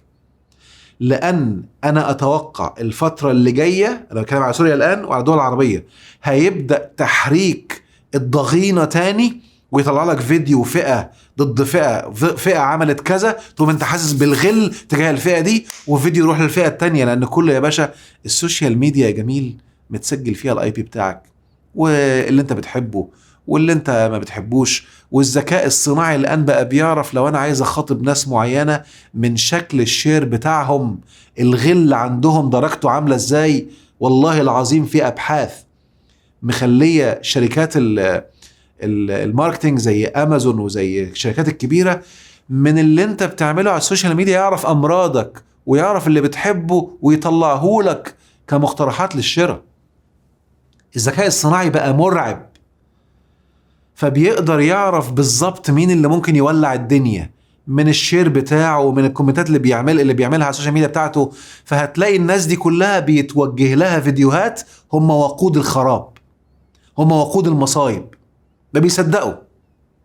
انا مثلا اشوفه منزل، انا لما كنت في سوريا منزل يعني الصور، الهارد بتاع لما كنت في سوريا كان من زمان 2004، فالهارد اللي فيه كل الصور مش معايا دلوقتي. فلقيت نفسي كنت في يوم من الايام نزلت بعض الصور، فقعدت ادور عليها لغايه ما طلع بعضهم، تنزل بوست على السوشيال ميديا. اتفرج بقى كذا حد بقى: ايوه وليه ما زرتش قبر ما اعرفش مين؟ والله انا زارهم الصور، عنده الصور مش معايا. وانتوا للحقد ايه يا عم؟ فين داخل في ايه بالظبط؟ في ناس قاعده كده الغل ماليهم اهو، اللي بيشير كده واللي بيبص على الصوره بعقده نقص وبالاحكام اللي عنده ويخش يخرب الدنيا. الناس دي الاي اي بيلقطهم، فهيجي لهم الصور، لان هم وقود الفتنه، هم وقود الخراب. فانتبه بالله عليك، الحاجات تيجي عندك وتقف. اي شيء سلبي يقف عندك يجي عندك يقف. ابدأ بنفسك، انتبه من الفيديوهات المحرضة المخوفة المرعبة عشان دي خطيرة وهتبدأ تزداد. ومبدأ بقى فرق تسد وتعزيز بقى الطائفية، وايوه شفت بقى ده فلان الرئيس مثلا كان من الطائفة العلوية نولع فيهم، ودول كان من الطائفة الكردية نخرب بيتهم، ودول ما اعرفش مين. لا، في ايه؟ اوعى تعمم، اوعى تصنف، اوعى تحكم. ركز معايا، اوعى تعمم، اوعى تصنف، اوعى تحكم. وانا بكلمك انت وانشر لاهلك كده عشان نعلي عدد الواعيين. ركز كده معايا، اللي لن يضرهم من ضل، واحنا مدركين ان في اكترية هيضلوا، فلو الدنيا خربت هتبقى عليهم بس مش علينا. بس خلاص، عارف انت اضرب الظالمين بالظالمين. شكرا. الارض استحقاقها فردي. ذكائنا نعلي نسبة المستفيدين، نعلي نسبة اللي هيعيشوا الجنة على الارض. شكرا. وانا دلوقتي اهو يعني بعد المسيرة اللي انا عاملها من 2009 لغاية النهاردة، انا بشكر ربنا ان احد الحاجات اللي انا مركز عليها زيادة عدد المتنعمين في الارض، زيادة عدد اللي بيعيشوا الجنة على الارض. والله ربنا يوريني كل سنة الزيادات قد ايه والحجم قد ايه والتأثير اللي عمال يحصل بسببه قد ايه. بس انا عايش كده وهموت اقابل ربنا بعدد اكبر حد كده، وانت كمان انه يكون كده، انه تكون احد الناس اللي بيساعد الناس تبقى عايشة الجنة وتعيش النعيم على الارض، وتستحق تعيش النعيم على الارض بصورة كبيرة. رقم 4، في ماكرين كتير، وفي ناس بيمكروا فينا، صح، وفي ناس استغلت اللي حصل وبسرعة دخلوا أراضي، صح، وفي ناس وإشارات بقى وإشاعات ويلا وسبحان الله الخبر اللي عمال ينتشر اللي يقولك احنا قربنا من دمشق وعلى بعد كذا. أقسم بالله المصدر الوحيد للعدو. انت متخيل؟ ما علينا. المهم عشان الرعب ينتشر والحرب النفسية تزيد، وشفتوا بقى تخربوا الدنيا، خلي اللي قاعد بيعمل كده يعني لو هيحصل ضرر هم أول حد هيتضر أصلا. وخلي بالك، وهيتضر حتى لو مش موجود في الدولة، لأن في قانون كده اسمه العقل الجمعي. العقل الجمعي اللي ربنا مسميه في القرآن القرية. فلفظة قرية في القرآن أقرب معنى ليها من وجهة نظري الحالية هي العقل الجمعي. فتلاقيه هو قاعد في دولة تانية وعمال متعذب وعيش جحيم ومنهار ومتدمر وفي الوعي بتاعه. لا، اخرج من الوعي الجمعي ده خالص. انت في وعي الفطري مش الجمعي. العقل الفطري اصلا، العقل الفطري ان انا فرداني، ولما اعمل المتاح بتاعي في الوقت المتاح وفي الظروف المتاحة، وبقى اقيم الوضع وانا اللي بقرر، ومش عايز لا فشخرة ولا ايجو ولا منظرة ولا اعمل فيها بالعريف ولا سبع البرومبا ولا سوبرمان. كل موقف وله تقدير وتقرير بحسب الظروف، وانت كفرد مدرك الموضوع ده. وفي نفس الوقت لا احكام على اي مخلوق. هكرر، لا احكام على اي مخلوق، ولسه هتيجي في نقطة بعد شوية لخطورتها واهميتها. ركز كده في الايات دي بسم الله، لانها مهمة قوي قوي قوي للناس المرعوبين من الماكرين، وهتطمنك ان دي اروع حاجة هترجعك لخالق الكون. لان المكر انت عمرك ما هتدركه، وعمرك ما هتفهم ابعاده عاملة ازاي. وركز معايا، واول من يضر من الماكرين هم المكذبين بآيات ربنا قايلها في الكتاب. هعيد الجملة تاني، اول من يتضرر من الماكرين هم المكذبين. خلاص، اللي مقتنع بان ربنا خلينا عشان جحيم، ولما نحب ربنا ونقرب له، لما ربنا يحب حد هيبتليه بمصايب ومشاكل. ده عكس اللي في القرآن. شوف بقى درجة ايه، شوف ان كم واحد مصدقها بقى معايا. لما ربنا يحبك يجيب لك مصايب ومشاكل، وانا شارحها بالتفصيل في فيديوهات تانية مش وقته بقى. المهم بسم الله. ومكروا ومكر الله والله خير الماكرين. هيفضل المكر موجود. كلمة مكر، ودي أروع نعمة، كلمة مكر يعني التدبير في الخفاء. يعني أنا لما النهاردة مثلا عيد ميلاد مراتي، فاتفقت مع أصحابنا وقرايبنا وقاعدين نشتري حاجات ومع العيال وكتبوا ده اسمه مكر، بس مكر خير. اي تدبير في الخفاء هو مكر. خلاص كده؟ فربنا بيقول بقى ويمكرون ويمكر الله والله خير الماكرين. لو حطيت الآية قدامك وبص على اللي بيحصل الآن، اللي انت شايفه شر لك هو خير لك. اللي انت عمال تلطم وشايف الدنيا والله العظيم هو ده الخير. خلاص كده؟ وخلي بالك بقى، والخير هيتضر منه مستحق الضرر وهيستفيد منه مستحق الإفادة. انت عارف المعلومة دي ممكن تخليك تطوع أي ظرف لمصلحتك. هعيد الجملة، تطوع أي ظرف لمصلحتك. الواقع هو الواقع هو انت تخليه إيجابي ويقلب عليك جنة، وانت ممكن تخليه سلبي ويدمرك. فتلاقي حد بيقول نفس الخبر وهو متشائم، وحد بيقول نفس الخبر وهو متفائل، هم حرين. شكرا. فهمت اقصد ايه؟ وبالتالي انتبه للجزئيه دي، لان احنا من نعم ربنا علينا الواقع مش هو اللي بيأثر فينا، احنا اللي بنوقع الواقع. الواقع اصلا هو وقوع ما في داخلك اساسا، ما في نفسك. الواقع هو وقوع اللي جواك، فاللي وقع ده هو وقوع اللي جوايا، واللي هيقع بكره وقوع اللي جوايا. هظبط اللي جوايا رغم انف اللي وقع دلوقتي عشان اللي يقع بكره يبقى وفقا للي جوايا. كن فيكون. وصلت؟ دي معلومه مهمه بقى. بشوفوا اعلان سينكرونايز شارح فيها حته مهمه جدا. كن فيكون من اخطر المعاني اللي اتحرفت يعني اتقال منها جزء وتساب الجزء الاعظم اللي هو نستخدمه في الحياه ونعيش بيه. المهم، يبقى مهم اكون مدرك القاعده دي وفهمها وشاربها كويس قوي، ان انا في ناس بتمكر والله خير الماكرين. وبص عشان المكر بقى ربنا اهتم بيه قوي، لان انا ما ببقاش عارف اللي بيحصل، فادانا قواعد. وركز كده: أو من كان ميتا فأحييناه وجعلنا له نورا يمشي به في الناس كمن مثله في الظلمات ليس بخارج منها كذلك زين للكافرين ما كانوا يعملون وكذلك جعلنا في كل قرية. ماشي؟ بيتكلم على العقل الجمعي هنا، مش المدينة. وكذلك جعلنا في كل قرية أكابر مجرميها ليمكروا فيها وما يمكرون إلا بأنفسهم وما يشعرون. هو ممكن يمكر، ممكن يحقق نتائج شوية وتقعد تزيد وتزيد، وهو كده بيولع في نفسه مش واخد باله، بينسج المصيبة اللي هتدمره. وإذا جاءتهم آية قالوا لن نؤمن حتى نؤتى مثل ما أوتي رسل الله الله أعلم حيث يجعل رسالته سيصيب الذين أجرموا صغار عند الله وعذاب شديد بما كانوا يمكرون. عارف الصغار انه المتصاغر كده ويحس انه قليل، ده من اقوى معاني انه يعيش الذل يعني. حتى وعذاب شديد بما كانوا يمكرون فمن يريد الله ان يهديه. شوف بقت فرديه دلوقتي، شوف الايه اتقلبت ازاي من الجمع للفردي.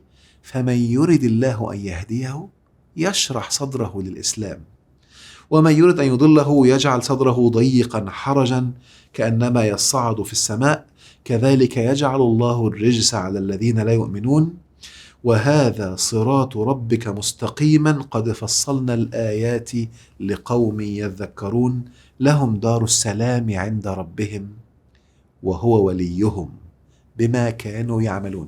انت عارف يعني ايه وليك؟ عارف كفى بالله وليا؟ ان انا ابقى نايم مطمئن وعارف ان في حد بيمكر وربنا ولي، وببدا اعمل اللي عليا، مش ولي وانام، ولي وبعمل اللي عليا اللي يخليني فعلا اتزكى، اتطور، اهتم بكل الايجابيات، اعمل اشياء صالحه. انتبه بقى، لا احط نفسي في موقع سوء ولا اذي حد ولا احط سلبيات على حد ولا دمر حد عشان ما استحقش الخراب. اعد لو انا مثلا نفترض عشان بس الكلام يتفهم بالمعنى الحقيقي بتاعه، نفترض النهارده في عدو جاي يحاربني، انا هقيم النهارده في بيتي اهو في عدو جاي يحاربني، هقيم الموقف. انا واعي بقوتي والامكانيات اللي عندي للحرب ولا للانسحاب دلوقتي عشان احارب؟ مش هخش كده سوري يعني بدروشه ويحصل لي مصايب زي ما بعض الناس. والله مره لقيت ام كده ست كبيره غلبانه، بقول لك ايه، خليهم بس يفتحوا لنا الطيران وانا عايز اروح. هتروحي تعمل ايه؟ انا هروح احرر الاقصى. يا حاج الله يديك، لا بس انت اول ما نزلت اهدي بس براحتك. مش ده الايمان، ده انا اسف، حاجه تانية خالص. الايمان مش كده خالص خالص خالص. معايا؟ الايمان اللي بيحصل دلوقتي من بعض الدول الذكيه اللي ربنا يا رب يحميهم ويحفظهم يا رب، اللي عمالين يبصوا كل اللي بيحصل وبذكاء، مش عايزين نعمل حركة غبية نجرجر علينا حاجات تانية، وعمالين نجهز وأعدوا ما استطعتم. كل اللي بيحصل شايفينه، مدركينه، بيدرسوه، بيتكتكوله. مهما الناس هجمتهم ما تقوموا بقى سايبين كل، هو عمال يتكتك لغاية اللحظة اللي هتحصل بجد وتشوف النتيجة إن شاء الرحمن. وهكرر، والدنيا فردية، لأن ممكن يكون بيحصل العكس في دولة تانية. انت دورك مالكش دعوة، انت مش عارف اللي بيتم اساسا. يعني يمكن انا ساعات بعمل دورات تدريبية في اجهزة وكلام من ده، فانا عارف تفاصيل انت تعرفهاش، وانا ببقى شايف من جوه ايه اللي عمال يتم. وفي ناس، يعني هديكم مثال، مثلا روحوا دوروا عليه، اعملوا سيرش عليه. في ناس لانه ماتوا خلاص فبقت معروفة، يعني كان ناس كانوا عمالين يحاربوا ويهاجموا ويشتموا مثلا في مبارك، ولا يشتموا في بتوع المخابرات في مصر، والمخابرات والمصايب ويعمل كذا كذا. اقسم بالله طلع بعد كده ناس من حماس قالوا كانوا بيطلعوا في التلفزيون يهاجمونا، وكان مبارك نفسه بيطلع لنا اسلحه عشان يدافعوا ولا يعملوا. وعلى فكره ممكن يبقوا كذابين او مش كذابين، انا ما اعرفش. فانت ما تعرفش الحق فين. انا سمعت بودني معايا مكالمه ما بين كانت موجوده على النت، طلعت قدامي فجاه في فيديو من فيديوهات، ما بين القذافي ومدير المخابرات المصريه، وعمالين يخبطوا في امريكا الاثنين. بس ممكن اطلع زي الفل، في بلاوي انت ما تعرفهاش. فالاجهزه بتاعت الدول يا رب يحميهم وينور بصيرتهم. اللي جرب يكون قائد في شركه ولا قائد في دوله عنده معطيات اكتر 500,000 مره من اللي قاعد على الكنبه عمال حد يسقيك معلومات. في ناس بتبعت اجهزه وتبعت ناس تدربهم للبحث عن المعلومات الحقيقيه، وفي حد قاعد متلقي للمعلومات يتلعب بيه. في برضه كذا حد بعت لي قال لي بص فيديو بيقول ان كذا بيقول لك، قلت له ايه؟ واحد طالع عمال يتكلم ويقول فيه ايه؟ ما يقول اللي يقوله، وبيخططوا ويخربوا الدنيا وانت ما تعرفش اللي عمال يتم. قلت له هو انت قاعد على الكنبه في بيتك وحد طلع قال الكلام ده وانت خلاص ماشي وراه؟ خليك مع عايز تعيش مع الناس الضحيه، خليك عايش مع الضحيه، اقعد كده ولع في نفسك. في ايه؟ فاللي انا اقصده اللي مؤمن باله الكون عمره ما هيعمل الكلام ده، وفي نفس الوقت هيحط الاحتمالات كلها قدامه، وهيحط لو ده حصل انا بعمل اللي عليا من هنا، ولو ده حصل بعمل اللي عليا من هنا، لاني واعي ان الجزاء فردي، وبعمل اللي عليا وربنا يحميني يا رب، ويحمي بلادنا يا رب، وينصرها يا رب العالمين، ويهدي، وركزوا في دقة اللي بقوله، ويهدي الشعوب سبل الرشاد اللي يستحق بيها من يستحق انه يعيش الجنة. شوفوا دعاء سيدنا ابراهيم الجميل، قال ربي اجعل هذا البلد آمنا وارزق أهله من الثمرات من آمن بالله واليوم الآخر، قال ومن كفر فأعذبه عذابا شديدا. ربنا بقى. فشوف حتى الدعوة دعوة شخص واعي اللي بيؤمن، ما هو اللي بيرزق ده هو اللي بيؤمن أصلا. يعني خلي بالك الإيمان بأن هيجيلي الرزق هو في عمقه إيمان بأن ربنا هيرزقني حتى لو كان لسه مش واخد باله. في ناس بقى لا مؤمنين بالله ولا بالرزق ولا بالنصر أصلا، وعايش عمال ينشر الجحيم. هو حر. الإيمان ده طاقته مرعبة، طاقته مذهلة، مهم تبقى عليه وتكون جربته في حاجات الأول عشان تبدأ ينمو عندك. هو ما بيجيش بالتلقين، محتاج تجارب. امال فيك ليه كورسات بقى مكثفة عشان تعلي ناس اللي بيطبق بجد بيعيشها، مش كده وخلاص يبقى عايش فيه هوائي. بص الآية دي كده، بسم الله الرحمن الرحيم، يا أيها الذين آمنوا إن تتقوا الله يجعل لكم فرقانا. عارف يعني ايه فرقانا؟ ويكفر عنكم سيئاتكم ويغفر لكم والله ذو الفضل العظيم. وإذ يمكر بك الذين كفروا ليثبتوك أو يقتلوك أو يخرجوك ويمكرون ويمكر الله والله خير الماكرين. شوف الأول، أنت عارف يعني إيه تقوى؟ قعدت في مرة بحس عشان تطلع تعملها إزاي؟ أنت عارف إنك لو قعدت تشير الناس بقى اللي أنا بعتبرهم بقى بيزودوا بيقلبوا الاستحقاق. يعني الاستحقاق النهارده لو جبنا على سوريا مثلا، استحقاق سوريا النهارده استحقاق انتهاء عصر وبداية عصر جديد. في ناس بقى بيلوثوا دلوقتي عشان يقلبوا الاستحقاق تاني ويبقى جحيم عليهم، ان هم يبعتوا صور من الرئيس السابق وقلة ادب وقذارة ما يعملهاش حد عالي وواعي كده ولا محترم، وصور شخصية اي حد ممكن يبقى عاملها. كل حد فينا لو قلبنا في موبايلاته هنلاقيها عادي جدا. يعني قلة ادب، ان حتى ما عادش فيه اخلاق، ما عادش فيه رقي. يعني حتى الانسان لو في حرب يكون راقي، يكون محترم، يكون الاخلاق اللي بتحكمه. فنشر السيئات والسوء والفضح والقذارة دي بتبوظ طاقة الدولة. هعيد الجملة، بتبوظ طاقة الفرد، ومع كثرتهم بيبوظ طاقة الدولة. ما تقلبش الدنيا بقى، كمل عشان دي تفضل إيجابية. ما تبقاش انت وهقول لك نقطة مهمة، ما تتخضش لو ناس بتعمل كده، هيفضلوا موجودين كتير. ركز انت في نفسك، الاستحقاق فردي، فانتبه بالله عليك. ربي قد آتيتني من الملك وعلمتني من تأويل الأحاديث. ده دعاء مهم ابدأ ادعيه متعلق بالمكر. فاطر السماوات والأرض أنت ولي في الدنيا والآخرة، توفني مسلما وألحقني بالصالحين. ذلك من أنباء الغيب نوحيه إليك وما كنت لديهم إذ أجمعوا أمرهم وهم يمكرون وما أكثر الناس ولو حرصت بمؤمنين. أنا هقول لكم تجربة أنا هعيشها وأنا هخصص لها في مرة فيديو مطول. أنا أدعي إن أنا أكتر حد في المجال بيتهاجم وناس بتمكر عشان تضر، وكل ما أبدأ أعمل إعلانات لأي كورس يبدأوا يمكروا وينشروا كلهم وشكلهم جروبات مع بعض كده، كله بينشر في وقت واحد، مكر وقلة أدب وقذارة واقتطاع من فيديوهات تشويه والكلام ده كله.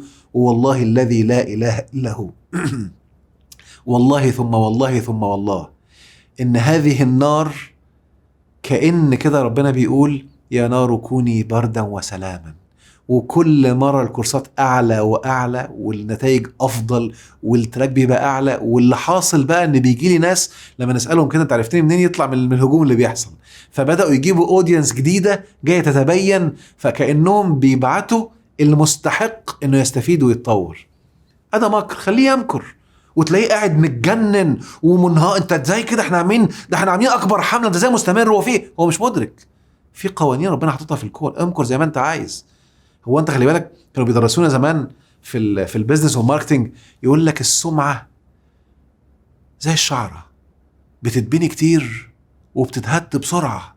ده اللي مش مع ربنا، ده بنيان هش هيأتي. عارف انت شجره خبيثه ومثل كلمه خبيثه كشجرة خبيثة اجتثت من فوق الأرض ما لها من قرار. أما الكلمة الطيبة واللي شغال صح، والله لو الأرض كلها بتشوه سمعته، والله لو الأرض كلها بتقول كلام سلبي، والله لو مكروا كلهم ما حد يعرف يضره. فسيبهم يعملوا ما عايزين يعملوه. دي آيات ربنا بيديها لك على حد أنا بشرحها أهو عشان تبقى شايف نموذج قدامك. خلي اللي يمكر واللي يعمل سلبي يعمل سلبي. في إيه؟ فمهم تكون واخد بالك من ده، عشان أنت لما مش إحنا قلنا عذابا صعدا، فانت لما تبدأ تشوف تأثيرات المكر من اللي حواليك، من الوظيفة، من اللي اتريق، من اللي فاع اسفين، بيضرك ولا لا؟ ما برضو مكر بيزيد، فتحمي نفسك من بدري. شوف التقوى عندك اخبارها ايه، شوف انت ارتباطك بربنا عامل ازاي، في مكر بيضرك ولا لا؟ فانت لو حميت نفسك من المكر الصغير تحمي نفسك من الكبير. هي قوانين ربنا عاملها بتتعامل معاها بذكاء وبحالة من الروعة. النقطة اللي بعد كده او الآية اللي بعد كده من روعتها كمان، بصوا آيات المكر دي رائعة، اسمعها وتأملها، وعيب تبقى أول مرة في حياتك تسمعها، عيب، استغفر الله العظيم يا رب. بسم الله الرحمن الرحيم. بل زين الذين كفروا مكرهم وصدوا عن السبيل. صدوا عن السبيل يعني في سبيل سيصدوا عنه، خليك في السبيل ده ماشي. ومن يضلل الله فما له من هاد، لهم عذاب في الحياة الدنيا ولعذاب الآخرة أشق وما لهم من واق. يعني ربنا هيعذبهم في الدنيا وعذاب الآخرة أشق. خلي يمكر بقى، هو بيدمر نفسه، عارف. وما يمكرون إلا بأنفسهم. طالما بدأ يمكر للسوء من مجال الطاقة، وفي علم الطاقة هو بدأ الطاقة كلها تبقى سيئة دلوقتي. كل ما يمكر كل ما الطاقة تزيد، هو مش مدرك بقى ان كل يوم من المكر عمال يشعلل الجزاء بتاعه. لما الواحد درس طاقة النهاردة بقى مدرك الكلام ده، فما يغركش انه ممكن يكبر زي بعض الدول اللي حوالينا السيئة ولا العدوة، عشان هو بينسج خرابه. وهكرر، واللي بيحصل هو الخير. نكمل. قد مكروا مكرهم وعند الله مكرهم وإن كان مكرهم لتزول منه الجبال فلا تحسبن الله مخلف وعده رسله إن الله عزيز ذو انتقام. اوعى تحسب إن ربنا هيخلف وعده، ممكن دي هتضلم قدامك. ده الخير، ده الخير. اوعى لو الدنيا شكلها ضلم إيمانك يقل وتحسب ربنا يخلف الوعد، هتلاقيها فجأة فتحت من حيث لا تحتسب وبصورة أروع ما يكون. بس مهم تبقى أنت واخد القوانين وماشي عليها عشان الماكر ما يضركش وما يبدأش يعمل عليك أو تأثير سلبي. ومكروا مكرا ومكرنا مكرا وهم لا يشعرون فانظر كيف كان عاقبة مكرهم أنا دمرناهم وقومهم أجمعين فتلك بيوتهم خاوية بما ظلموا إن في ذلك لآية لقوم يعلمون إن في ذلك لآية لقوم يعلمون وأنجينا الذين آمنوا وكانوا يتقون. شوف بقى المكر في صنفين ربنا هينجيهم: اللي عنده إيمان ولا يمكن يتهز من أي شكل سلبي، واللي بيعمل تقوى اللي من أهم بنودها أنا عاملها في النقطة اللي جاية مهمة أوي أوي أوي أوي أوي أوي كمان. من أهم بنود التقوى اللي هي أقرب شيء للتقوى، اللي ما حدش من الطيارات اللي مسمين نفسهم بتوع دين بيعملوه للأسف. وانتبه منهم والله يخليك معايا كده. الطيارات اللي مسمين نفسهم لما دخلوا الدين في السياسة بالخراب ده ما حدش منهم بيعمله، وهم فاكرين نفسهم بتوع دين وخربوا الدنيا في حياتهم وربنا بيدكهم كل يوم. فانتبه، إلا اللي بيفوق منهم بقى ويمسك التراك صح. فركز معايا بالله عليك. يبقى نجينا مين؟ اللي آمنوا وكانوا يتقون، وخلاك تشوف بيوتهم خاوية على عروشها. والنماذج دي حصلت في كذا ولا قبل كده، بس في ناس ما اتقوش فقلب عليهم عكس تاني، لأن ما اتقاش ولا آمن. بدل ما يفرح بنصر الله بالقيم، فرح وصدق نفسه وفكر ان انا عندي قوة فادالهم ربنا فوق دماغهم على طول. اوعى. من اكبر استحقاق انقلاب الخير هو الغرور والكبر، وتفكر ان انت اللي عملت بنفسك. اوعى تقوم قلبك فوق دماغك على طول.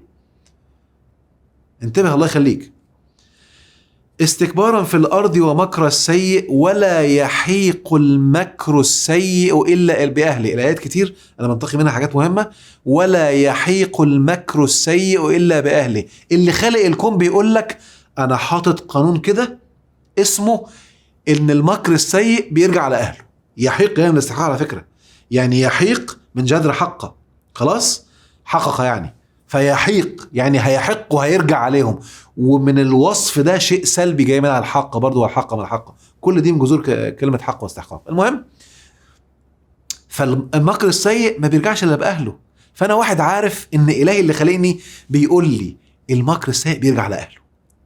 اعمل كذا كذا كذا عمره ما هيضرك. شكرا. لأن في المكر أنت مش عارف إيه اللي بيتم. كل ده شغل طاقة يا باشا. كل ده حاجات طاقتهم وطاقتك، ومين اللي هيكسب. تقرب من ربنا تشحن. احنا جايين بنشحن نور هنا، ده اعلى اسم للطاقه في القران. وبالتالي كل ما كان نورك عالي كل ما فيش مخلوق يعرف يضرك. وانتهي من الحته دي الله يخليك. فالايمان بيعلي الطاقه. شوف حتى الطاقه ما بتعرفش تمسك. اللي يقول لك بقى ابوسيه والكلام اللي بيقعدوا يقولوا ده، الطاقه شيء. هات لي حد النهارده مؤمن وحد مش مؤمن، ده اللي احنا بنسميه طاقه بقى. لما كان الايمان عالي كان الواحد ب10.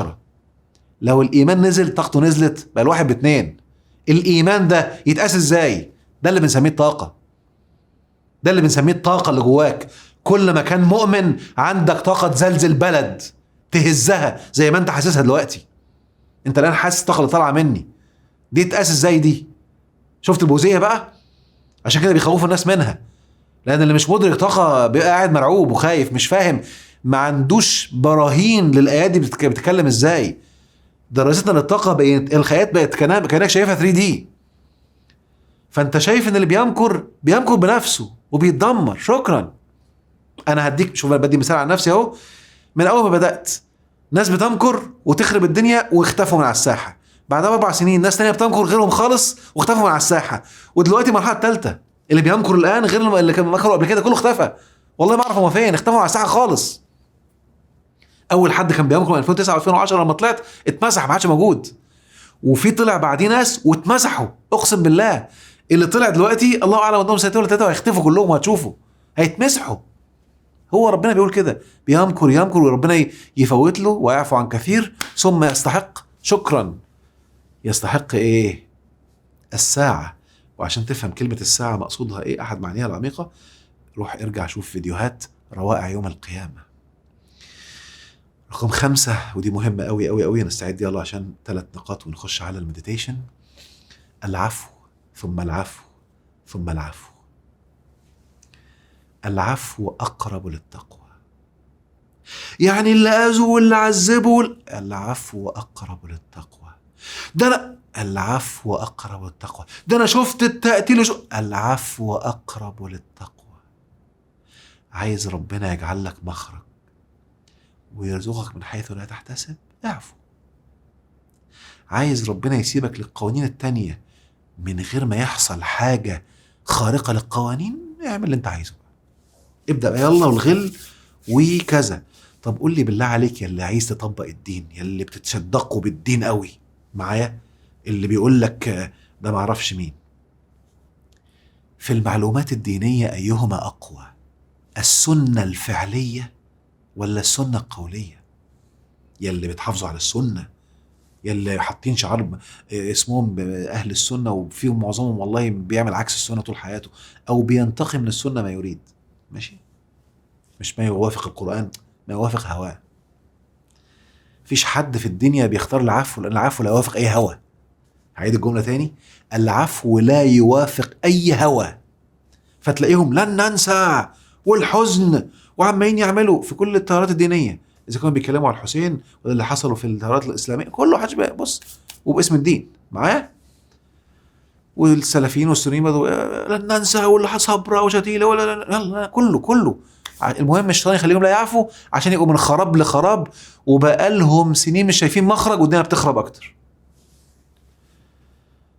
اللي أقول لي بالله عليك، الصحابة اللي كانوا بيتعذبوا ويتجلدوا ويتقتلوا ويتهانوا ويتسرق فلوسهم ويهربوا واحد ورا التاني لوحده، واللي شاف ناس بتتضرب وتتذل، واللي شاف أمه بتتقتل قدامه ولا أهله، وربنا مكنهم ورجعوا أقوياء، إيه أول حاجة عملها الرسول عليه الصلاة والسلام؟ اذهبوا فأنتم الطلقاء. شايف النور؟ دي طاقة تقوى تخلي لا يمكن أي ماكر يضرك، تقلب آيات الكون. ويا رب انشروا الفيديو بالله عليكم الأكبر عدد تعرفوه.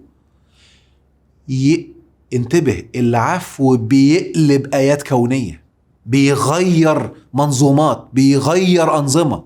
انتبه بالله عليك، خلي بالك. هقول مفاجأة عجيبة، أنا أدعي لما الشباب السوري نسي الغل وانشغل في الحياة وركز في نفسه، استحق بسرعة في وقت قياسي من أول ما بدأوا يتحركوا من 2011. الوقت ده أنا بعتبره، انتبه بالله عليك، وقت قياسي لانهيار منظومات، بدليل إن في دول تانية بقالها 60 و70 سنة فاكرين نفسهم بيعملوا الدين، وكل مرة بيدكوا أكتر وأكتر وأكتر. هي قوانين، فانتبه. أنا بحبش أسمي، والذكي بيفهم لغاية ما يجي وقتها وأسمي إن شاء الله. وصلت؟ فانتبه بالله عليك. كل ما ركزت، ده أنا هقولك مفاجأة يا سيدي، يلا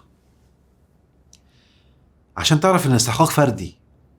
في ناس استحقوا دمار سريع، وفي ناس استحقوا، لو بتتكلم على حاكم بقى من عم يدرس كله، في حاكم استحق ان ربنا يخليه قاعد 10 سنين يظبط ويخرج اللي هو عايزه، ويظبط ممتلكاته، ويشتري في اللي هو عايزه، ويظبط كل حاجة، ومستني اول ما الدنيا تبوظ امشي. ده استحقاق برضو على فكرة. فانت لازم تكون بتدرس وبتشوف. وفي استحقاق ناس اتمسكوا واتسحلوا وماتوا. فانت تقدر تعرف الاستحقاق من النتائج اللي بتحصل، وتعرف ان ساعات ربنا يسيب مخرج لان ممكن يكون في حته نظيفه يمكن ربنا سايبها له، ده ربنا وعباده مالكش دعوه انت بقى.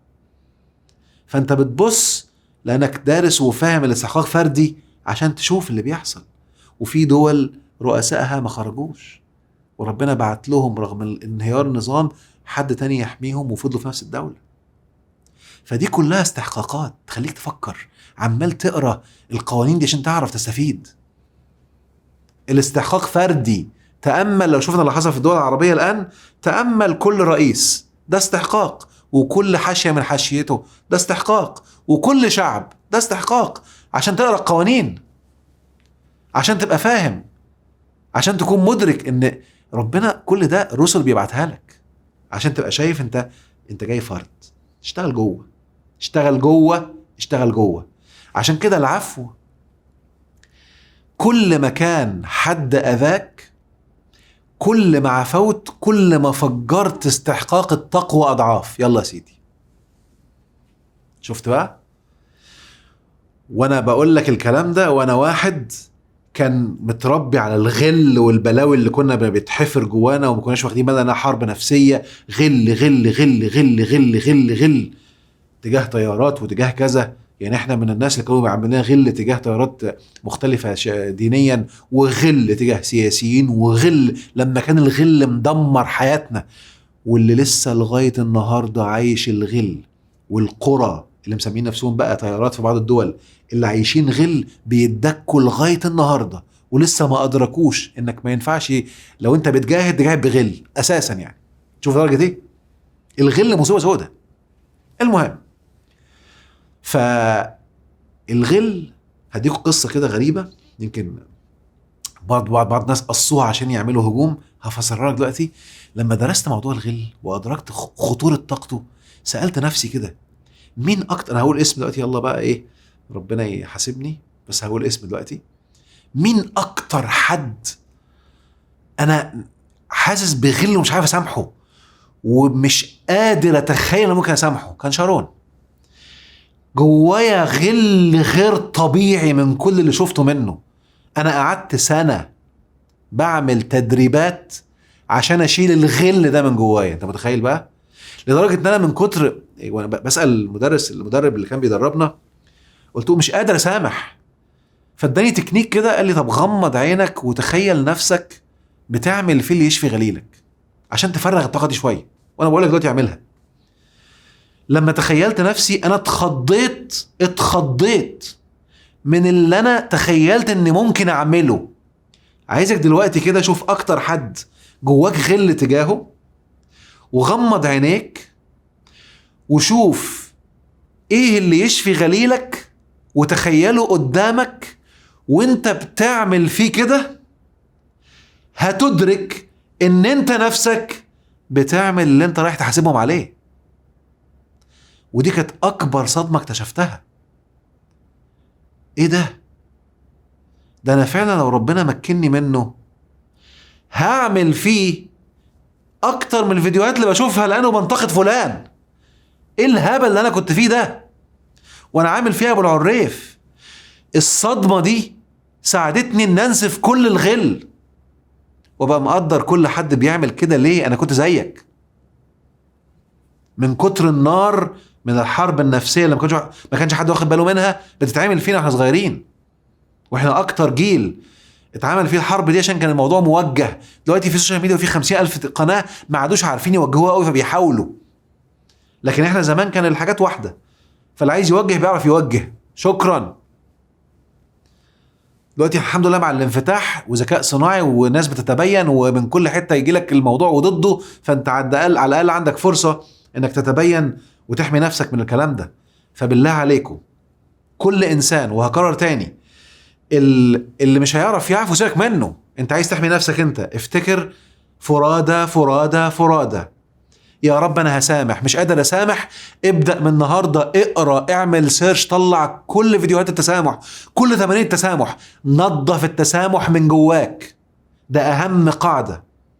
اللي عايز يستفيد اكتر بقى عندي كورس اسمه كرم العلاقات، مركز فيه جدا على موضوع التسامح ده بقوه، لانه خطير جدا في العلاقات ايا كان الشخص، ايا كان الشخص، ايا كان الشخص.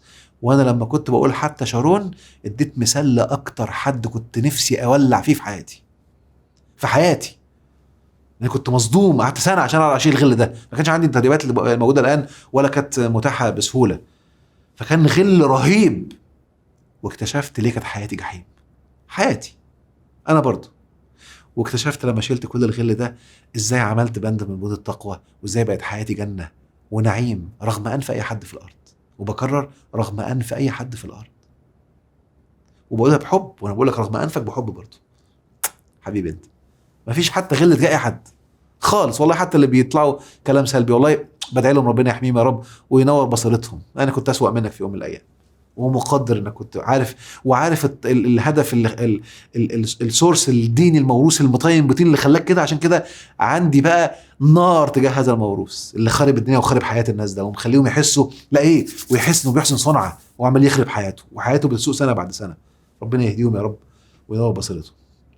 رقم 6 لسه كمان نقطتين اهو. تعاونوا على البر والتقوى ولا تعاونوا على الاثم والعدوان. ها، بر وتقوى برضه، ها، وتعاونوا على البر والتقوى ولا تعاونوا على الإثم والعدوان. ها، التفرقة الطائفية، الصور المسيئة للرئيس السابق ولا لأي حد تاني، الصور اللي بتنشر الغل والحقد. اوعى تتعاون على الإثم، ده إثم، انتبه الله يخليك، ده نهي قرآني. الفضيحة، الغيبة، النميمة، التريقة. طلع مثلا حد من الفنانين كان قبل كده بيتكلم ولا كان ما تعرفش ظروفه ايه فاضطر يمدح، ودلوقتي يا رب الحمد لله فتقعد تطلع وتتريق وتضحك. ده اثم، انت ايش دراك انت اصلا؟ انت نفسك يا اللي عمال تتريق. شفت فيديو حد عمال يتريق ويسخر؟ انت نفسك عمرك ما اتكلمت ولا طلعت ولا تقدر تقول كلمه، بس طلع بس تتريق النهارده على الضعيف اللي انت عارف انه مش هيعرف يضرك. لكن لو انت عارف ان اللي بتتريق عليه ده هيعرف يجيبك من بيتك، والله ما هتعمل كده. فعيب. هعيد الجملة تاني، لو انت عارف ان اللي انت بتتريق عليه وبتسخر منه هيعرف يجيبك من بيتك، والله ما هتعمل كده. شفت بقى؟ فهمت ان كلنا ملطوطين، فهمت ان كلنا جوانا فسدة وجوانا خير. صح جانب الخير بقى واشتغل على نفسك، صح جانب الخير والنظافة اللي جوه.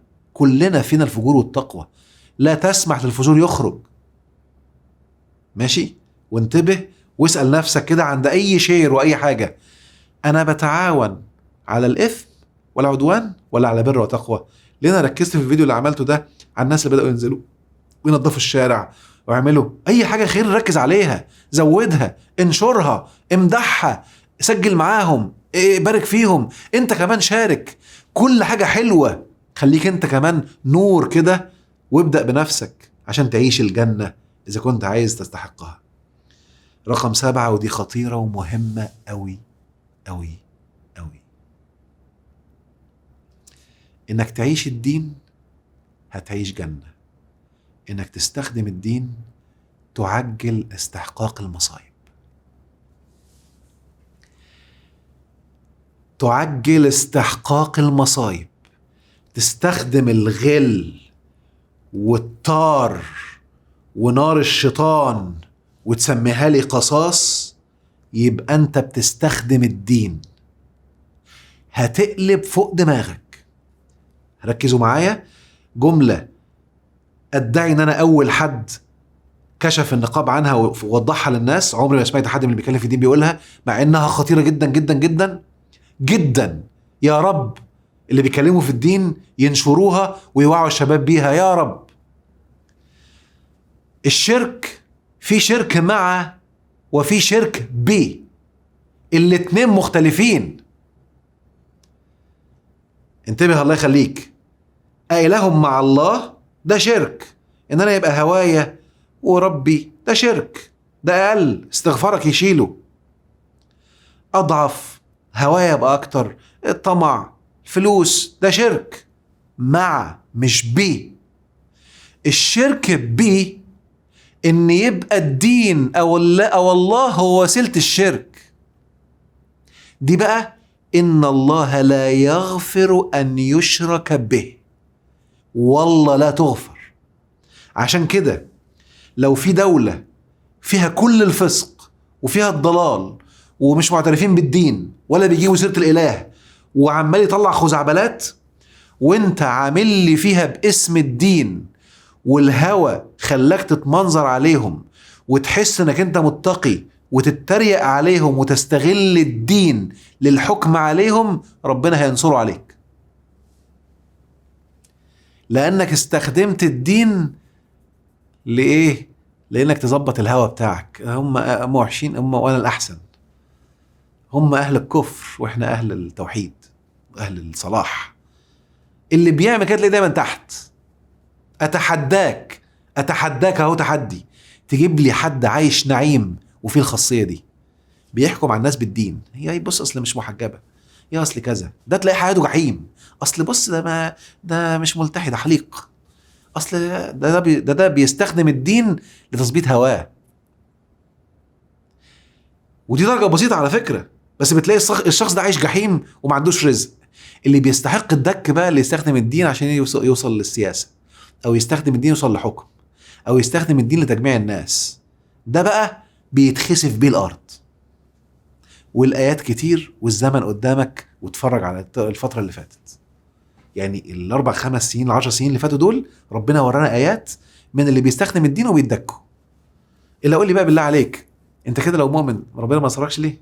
وهتقول لي بقى ايه؟ ما هم طلعوا قاعده عشان يداروا مصايبهم، انا اسف يعني. ان الله يؤخر النصر. لا يا حبيبي، النصر ما بيتاخرش. يوم ما درجه ايمانك تستحق النصر هيحصل، ما بيتاخرش ثانيه. هعيد الجمله تاني، دي حته تسجيل من كسر الاستحقاق. في حاجه اسمها اوامر انيه واوامر متدرجه. فالاوامر المتدرجه من ضمنها الايمان، درجه 2 3 4. اول ما تكتمل الدرجه الامر الاني بيحصل، انسى، ولا في قوه في الارض توقفه. انما امره، انسى، أن يقول له كن فيكون. إذا أراد أن يقول له، إنما أمره إذا أراد شيئا يقول له كن فيكون. انسى. فاللي بيحصل الناس بتتخدع بالأوامر الآنية. أنت لسه ما جمعتش درجات الأمر اللي يجعلك وصلت لدرجة إيمان تحق عليك النصر. أنت لسه ما جمعتش درجات الأمر اللي يخليك تبقى متقي فيحق عليك الأمر. يعني نفترض أمر التقوى ده بيحق المخرج والرزق، ومن يتق الله يجعل له مخرجا ويرزقه من حيث لا تحتسب. إنك تقعد مثلا 9 شهور متقي، خلاص، وتكون عملت 100 حاجة مثلا، 100 فعل، في عفو، في خشية من ربنا، في بنود التقوى، في بقى تصدقات، تكون عملت 100 حاجة في 9 شهور. ده أوامر متدرجة. فانت عشان النهارده سامح نفسك متقي، لا يا حبيبي، لسه 99. ده حاجه، ولسه معاك 9 شهور. فانت محافظ وعمال تطلع درجات درجات درجات درجات، وتقيس وتشوف تقوى ولا لا، في مخرج ولا لا. لسه كمل كمل كمل كمل كمل. اول ما تكمل الدرجات، والله ما في قوه في الارض هتقف قصادك، ولا حد هيعرف يعمل معاك حاجه. بسم الله. فانتبه بالله عليك، دي نقطة مهمة قوي. كل من يدخل الدين في الموضوع انت مدخل. ده انا هقول حاجة تانية خطيرة بقى، بقولها للشباب في كورس سينكرونايز. احنا بقينا في مرحلة وعي عالي، طاقتك بقت عالية، ادراكك للقواعد اللي ربنا حاططها في الكون عالية. الخطأ اللي كنت بتعمله زمان هيجيلك اضعافه، استحقاق، والخير اللي بتعمله هيجيلك اضعافه، الاثنين. وده شرحته اللي حضر كورس اول كورس، وهو قوة الكلمة والتفكير، اللي هو ايه المعنى بتاع الحديث اللي بيقول اشد الناس بلاء الانبياء ثم الامثل. يعني ايه؟ لو انت النهارده جبت نبي وجبت حد غلبان عملوا نفس الخطأ، البلاء السلبي هيجي على مين اكتر؟ قول لي بالله عليك.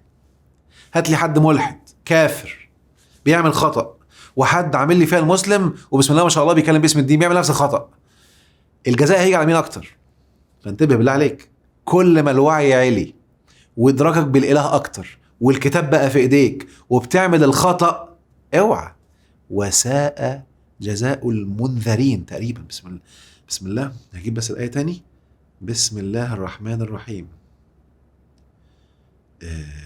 بسم الله.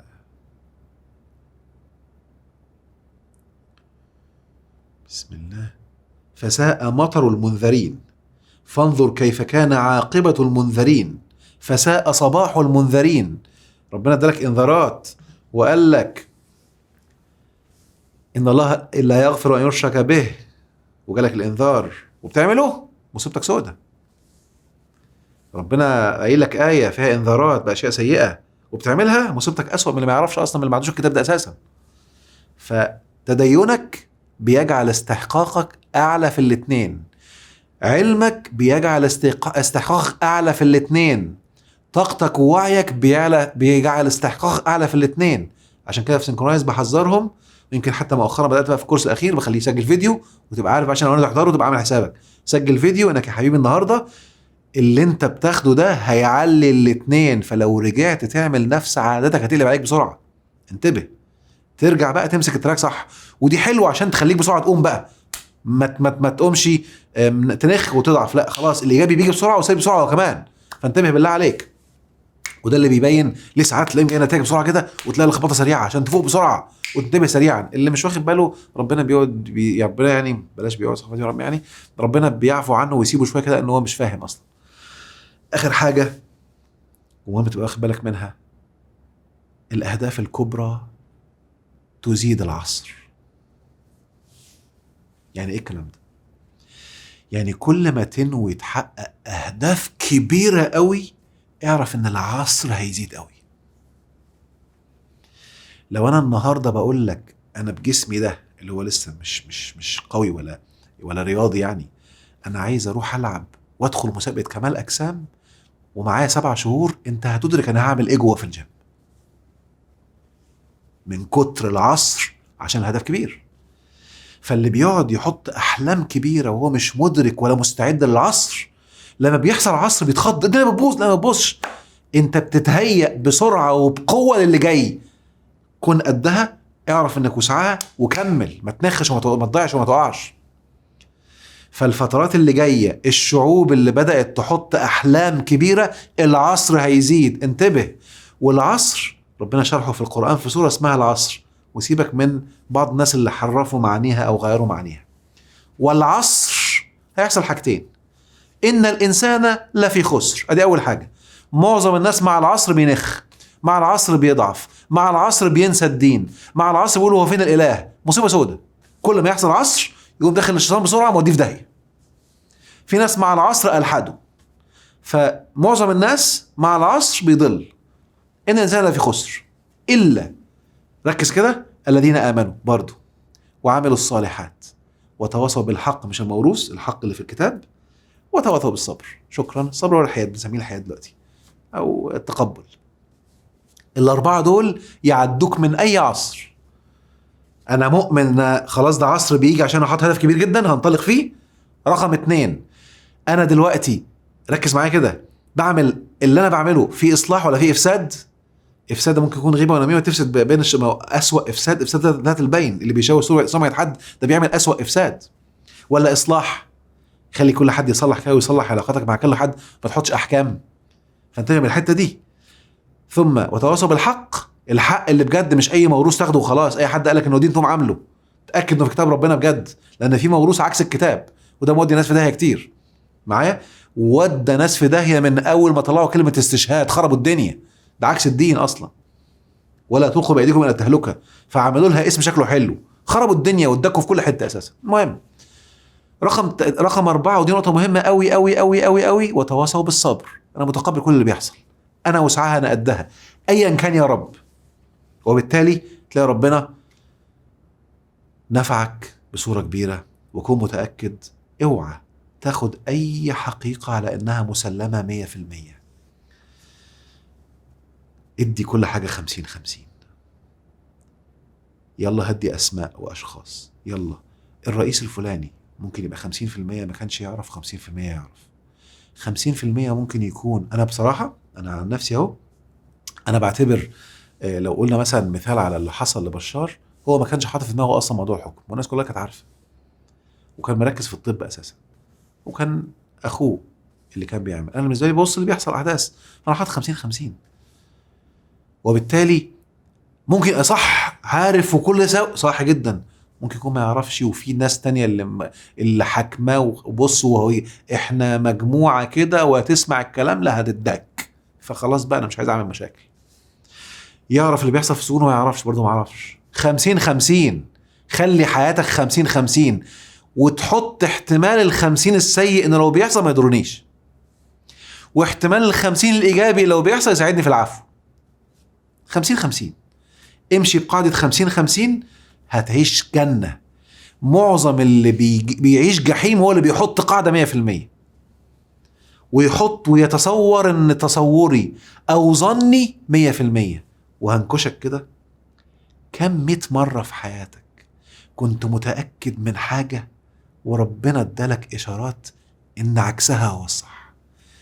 ده خد منه كتير بقى قوي، خد منه كتير قوي قوي. في ناس ممكن تكون شايفهم ضالين وهو عند ربنا اروع ما يكون، وناس ممكن تكون شايفهم رائعين وبتعتبرهم آية في الدين وهم من بلاش كلام سلبي. فأنا بتعامل مع الناس 50-50، وأول ما حطيت قاعدة 50-50 ارتحت. لا أحكام في الاتنين، فبركز على الإيجابي عشان أعرف أعمل العفو وأعرف أتسامح وأتصالح وأعيش الجنة. ولو جه حد يضرني وأنا قادر على إني أشد الضرر هيلاقي أسد قدامه. ولو أنا لو فوت الضرر مش مستاهل بكبر دماغي. وما أجمل التغافل لأنه بيعيش الجنة وبيحافظ على الهدوء والتركيز. وما أجمل إن ربنا يجيب لي حقي بزيادة رزقي وزيادة رفعتي، مش بإني أضر فلان. في ناس فاكرة إن الظالم المظلوم ده له دعوة مستجابة، يستخدم الدعوة، أنا آسف والله بحب هقولها بحب مع إنها سلبية، يستخدم الدعوة بغبائه في الدعاء على اللي ضره. يا راجل يا راجل يا راجل، طب استخدمها لمصلحتك.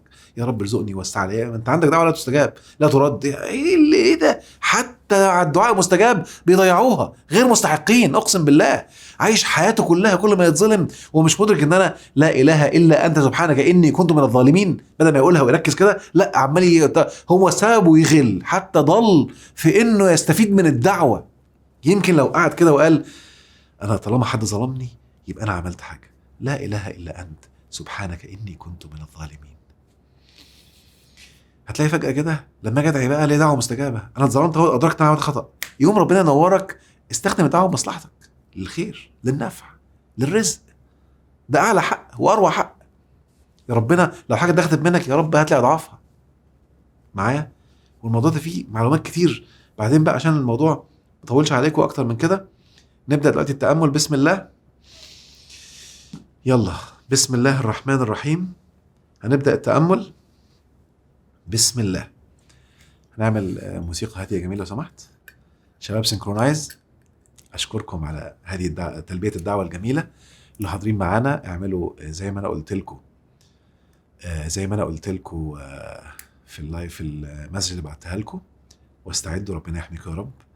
وعايز كل حد معانا في اللايف دلوقتي يستشعر مشاعر الامتنان لوجود هذه الطاقات الرائعة معانا. أول مرة أعمل حاجة زي كده، إني أطلب من شباب أنا عارف قد إيه طاقتهم عالية يشاركوا معانا بهذه الطاقة عشان نجمع أجمل طاقة يا رب تفيدنا وتفيد أكبر عدد ممكن من الأرض. في كذا نقطة سريعة كنت عايز أقولها تاني، خلينا نأجلها للميعاد تاني عشان بس الوقت ما يطولش أكتر من كده، ونعمل التأمل.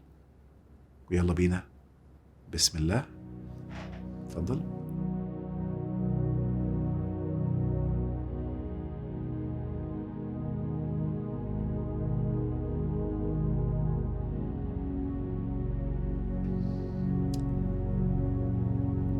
استرخي في هدوء، واستشعر درجة حرارة جسمك الآن تقريبا قد إيه، باردة ولا دافية. مر سريعا كده على الجسم واستشعر درجة حرارته. شهيق ثم زفير.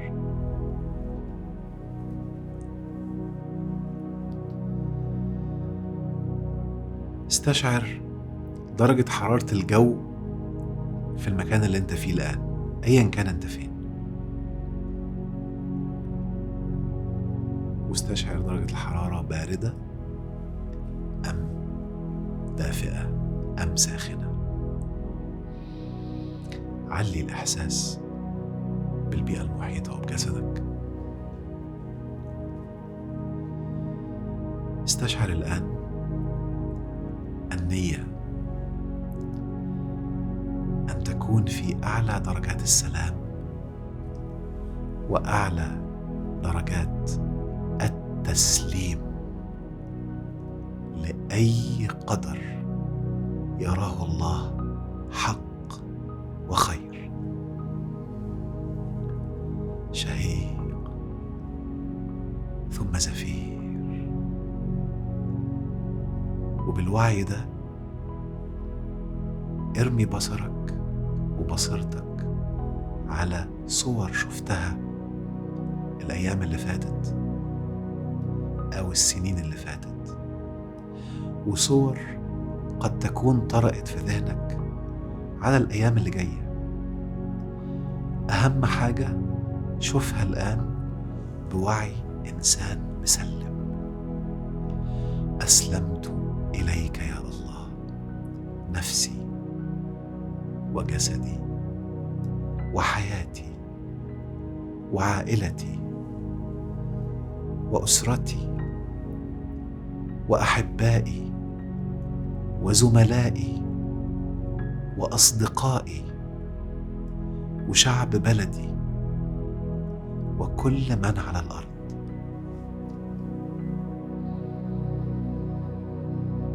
استشعر وانت في الحالة دي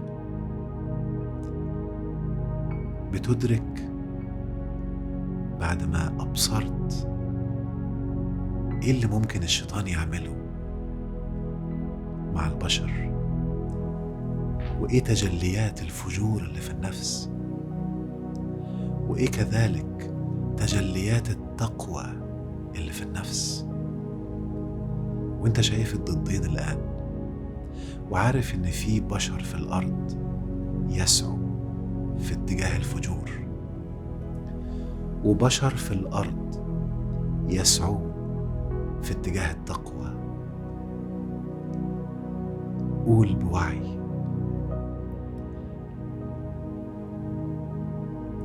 قل أعوذ برب الفلق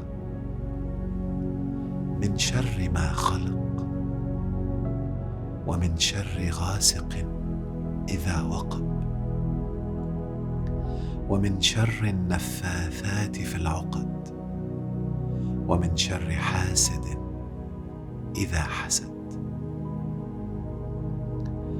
استشعر كلام المخوفين وكلام بعض نشرات الإعلام المليئة بالرعب أو الفزع أو التشاؤم، وتذكر هذه الآية: الذين قال لهم الناس إن الناس قد جمعوا لكم فاخشوهم فزادهم إيمانا وقالوا حسبنا الله ونعم الوكيل فانقلبوا بنعمة من الله وفضل لم يمسسهم سوء واتبعوا رضوان الله والله ذو الفضل العظيم.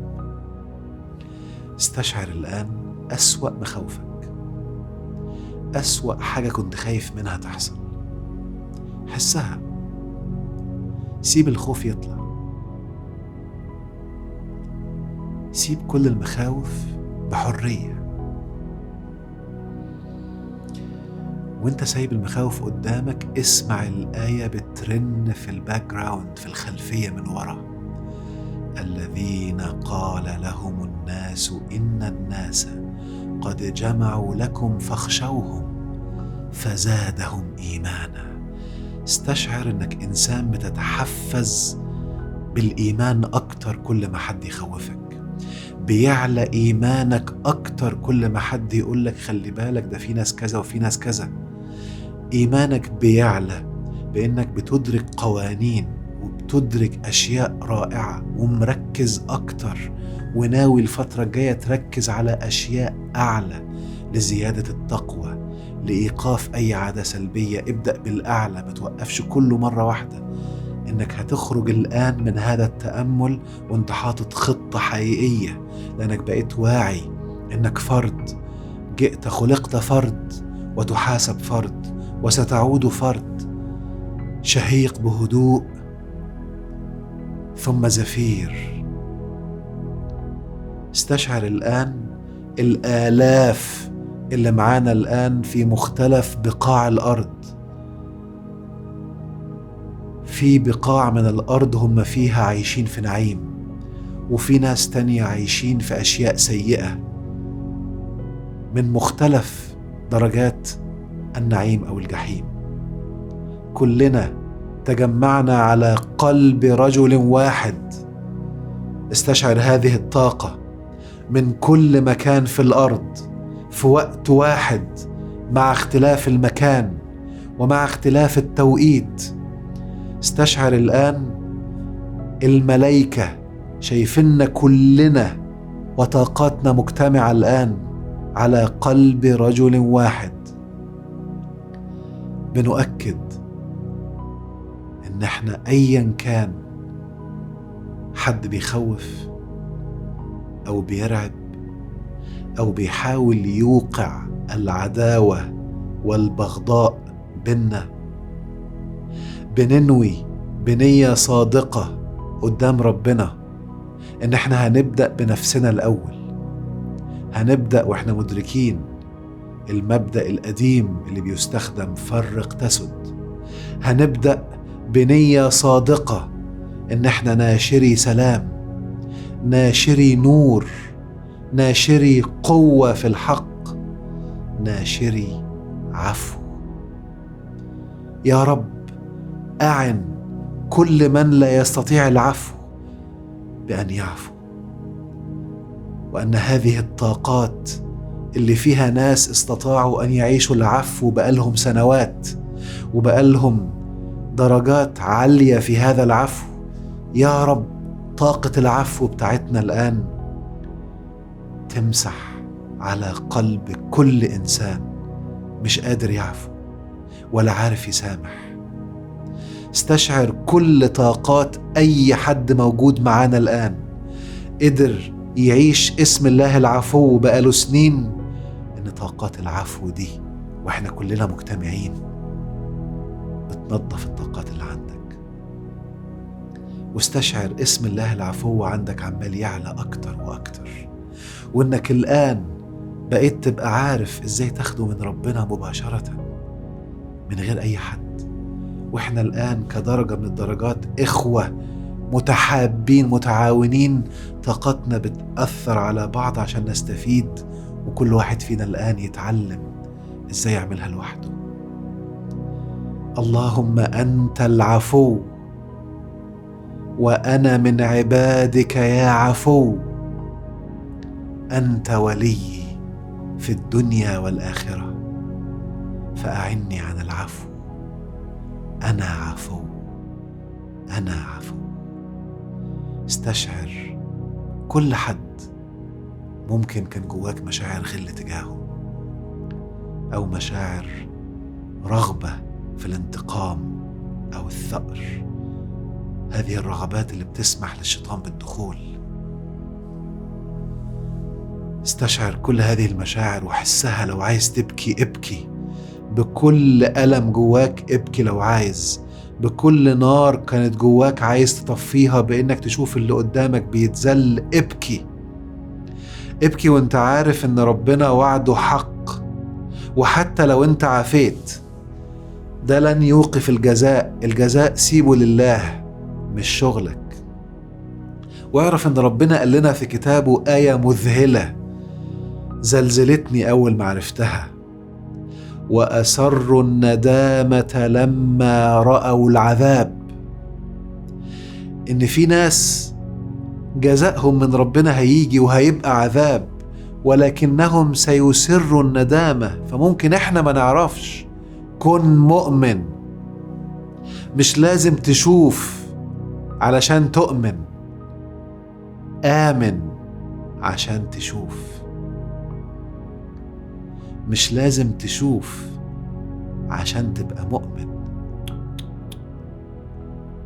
آمن عشان تشوف، لأن استحقاق إنك ترى جزاء الظالم وتشوفه قدامك ده استحقاق برضه لن يأخذه إلا من يؤمن.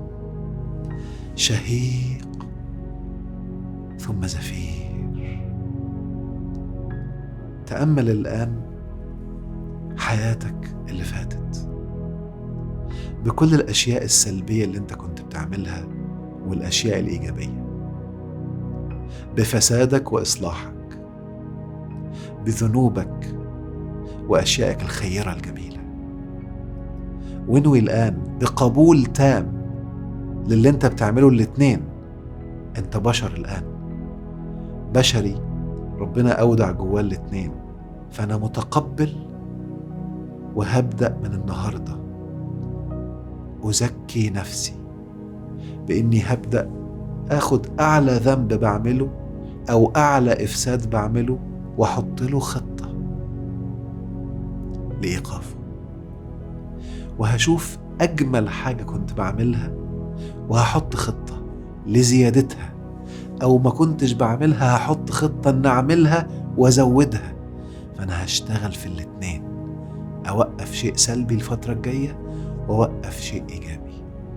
فأنا بعمل الصالحات الآن وهعدي أي عصر أيا كان، وسأنظر إلى الأخبار في الفترة القادمة وأنا أعي إن كل اللي بيحصل هو الخير.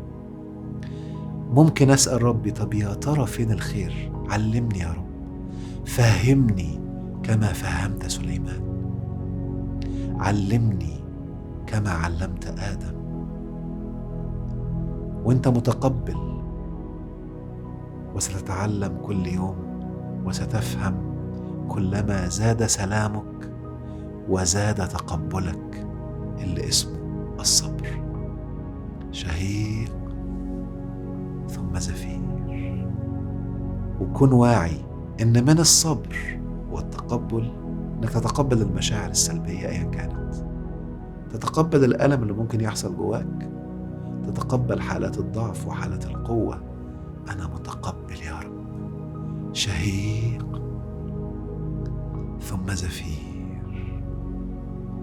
وشوف ببصيرتك كده الآلاف اللي معانا النهاردة في هذا التأمل، واستشعر بهدوء هذه الآلاف اللي موجودة الآن، اللي ربنا يسر لهم وجعلهم يستحقوا هذا العلم اللي موجود علشان يعيشوا في نعيم ويعملوا هذا التأمل.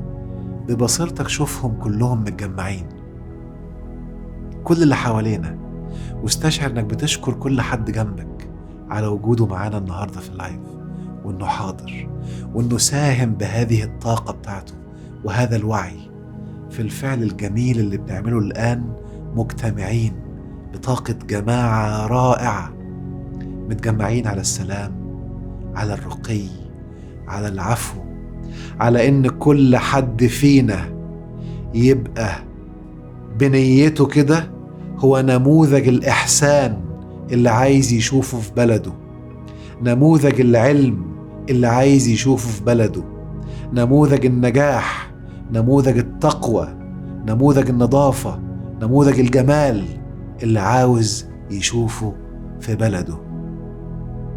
وهو ناوي بصدق، والآية بترن في ودنه: يا أيها الذين آمنوا عليكم أنفسكم، يا أيها الذين آمنوا عليكم أنفسكم لا يضركم من ضل إذا اهتديتم.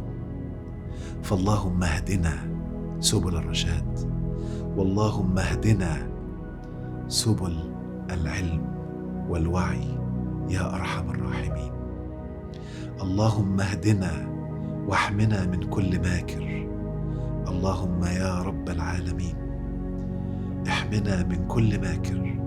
ربي قد آتيتني من الملك وعلمتني من تأويل الأحاديث. فاطر السماوات والأرض، أنت ولي في الدنيا والآخرة، توفني مسلما وألحقني بالصالحين. توفني مسلما وألحقني بالصالحين. اللهم اجعلني من المتقين الذين يعيشون آياتك ويعيشون ويشهدون تحقق وعدك دائما. ومن يتق الله يجعل له مخرجا ويرزقه من حيث لا يحتسب. اللهم اجعلني أشهد مخارج عديدة، واجعلني أشهد رزقا وفيرا، واجعلني صديقا. أجعل عبادك عندما يروني ويرون المخارج يصدقوا ويؤمنوا. فاللهم اجعلنا من الشهداء الذين يشهدون وعودك حقا تتحقق في الدنيا قبل الآخرة، واجعلنا نرتقي من مرحلة الشهداء إلى مرحلة الصديقين. وسامح كل من أوهم الناس أن الشهداء هم الذين قتلوا أو ماتوا.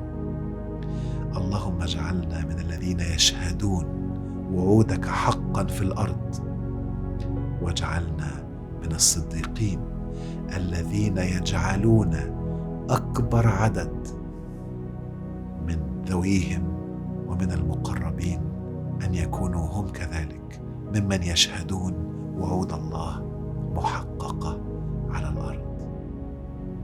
تأمل الآن، رغم أي حدث أنت من الذين سيستحق المخارج وسيستحق الرزق، مطمئن بذلك. ترى، تدرك، تدرس، تناقش، تدرك الرسائل، تعيها، تتزكى طوال الوقت. وشوف كل البلدان العربية بمشيئة الله وكل بلدان العالم الفترة القادمة من يستحق فيها يعيش النعيم ويعيش الرزق. وتأمل الآن في وعيك أنت صورة سوريا، وفتح عينيك بالراحة وشوف الفيديو ده أمامك. فيديو بالذكاء الصناعي عمله أحد الشباب ومنزله على النت لشكل سوريا.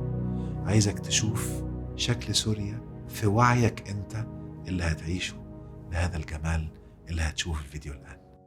موطني موطني، الجلال والجمال والسناء والبهاء في رباء ذي رباء، والحياة والنجاة والهناء والرجاء في هواء في هواء.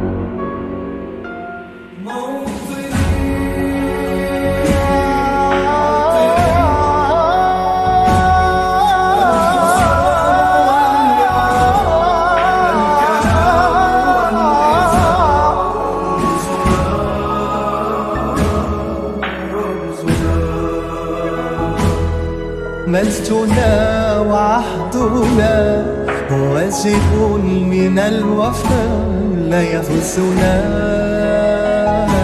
لا يهزنا عزنا عزنا، ذات تشرف وراية ترفرف، ذات تشرف وراية ترفرف. سوريا الحبيبة، ألف مبروك، ويا رب كل إنسان يعيش هذه الروعة. وهقول لك معلومة عجيبة قوي لسه واخد بالي منها حالا. أنا مش سوري، ولكني أردت أن أتذوق طعم الروعة وطعم جمال حرية كل اللي دقها. وفي حد تاني قاعد وأنا مالي وما دقش، أنت حر. ودي إشارة أنك ينفع تدوق كل حاجة جميلة، وينفع تركز مع كل حد عاش مشاعر حلوة، وينفع تبقى بتغبطه وبتدعي له بالمزيد عشان ربنا يدي لك مزيد ومزيد. يا رب تكونوا جميعا أداة لنشر النور ونشر السلام ونشر الرفعة ونشر القوة ونشر العزة بالحق وبقوانين الله الحق.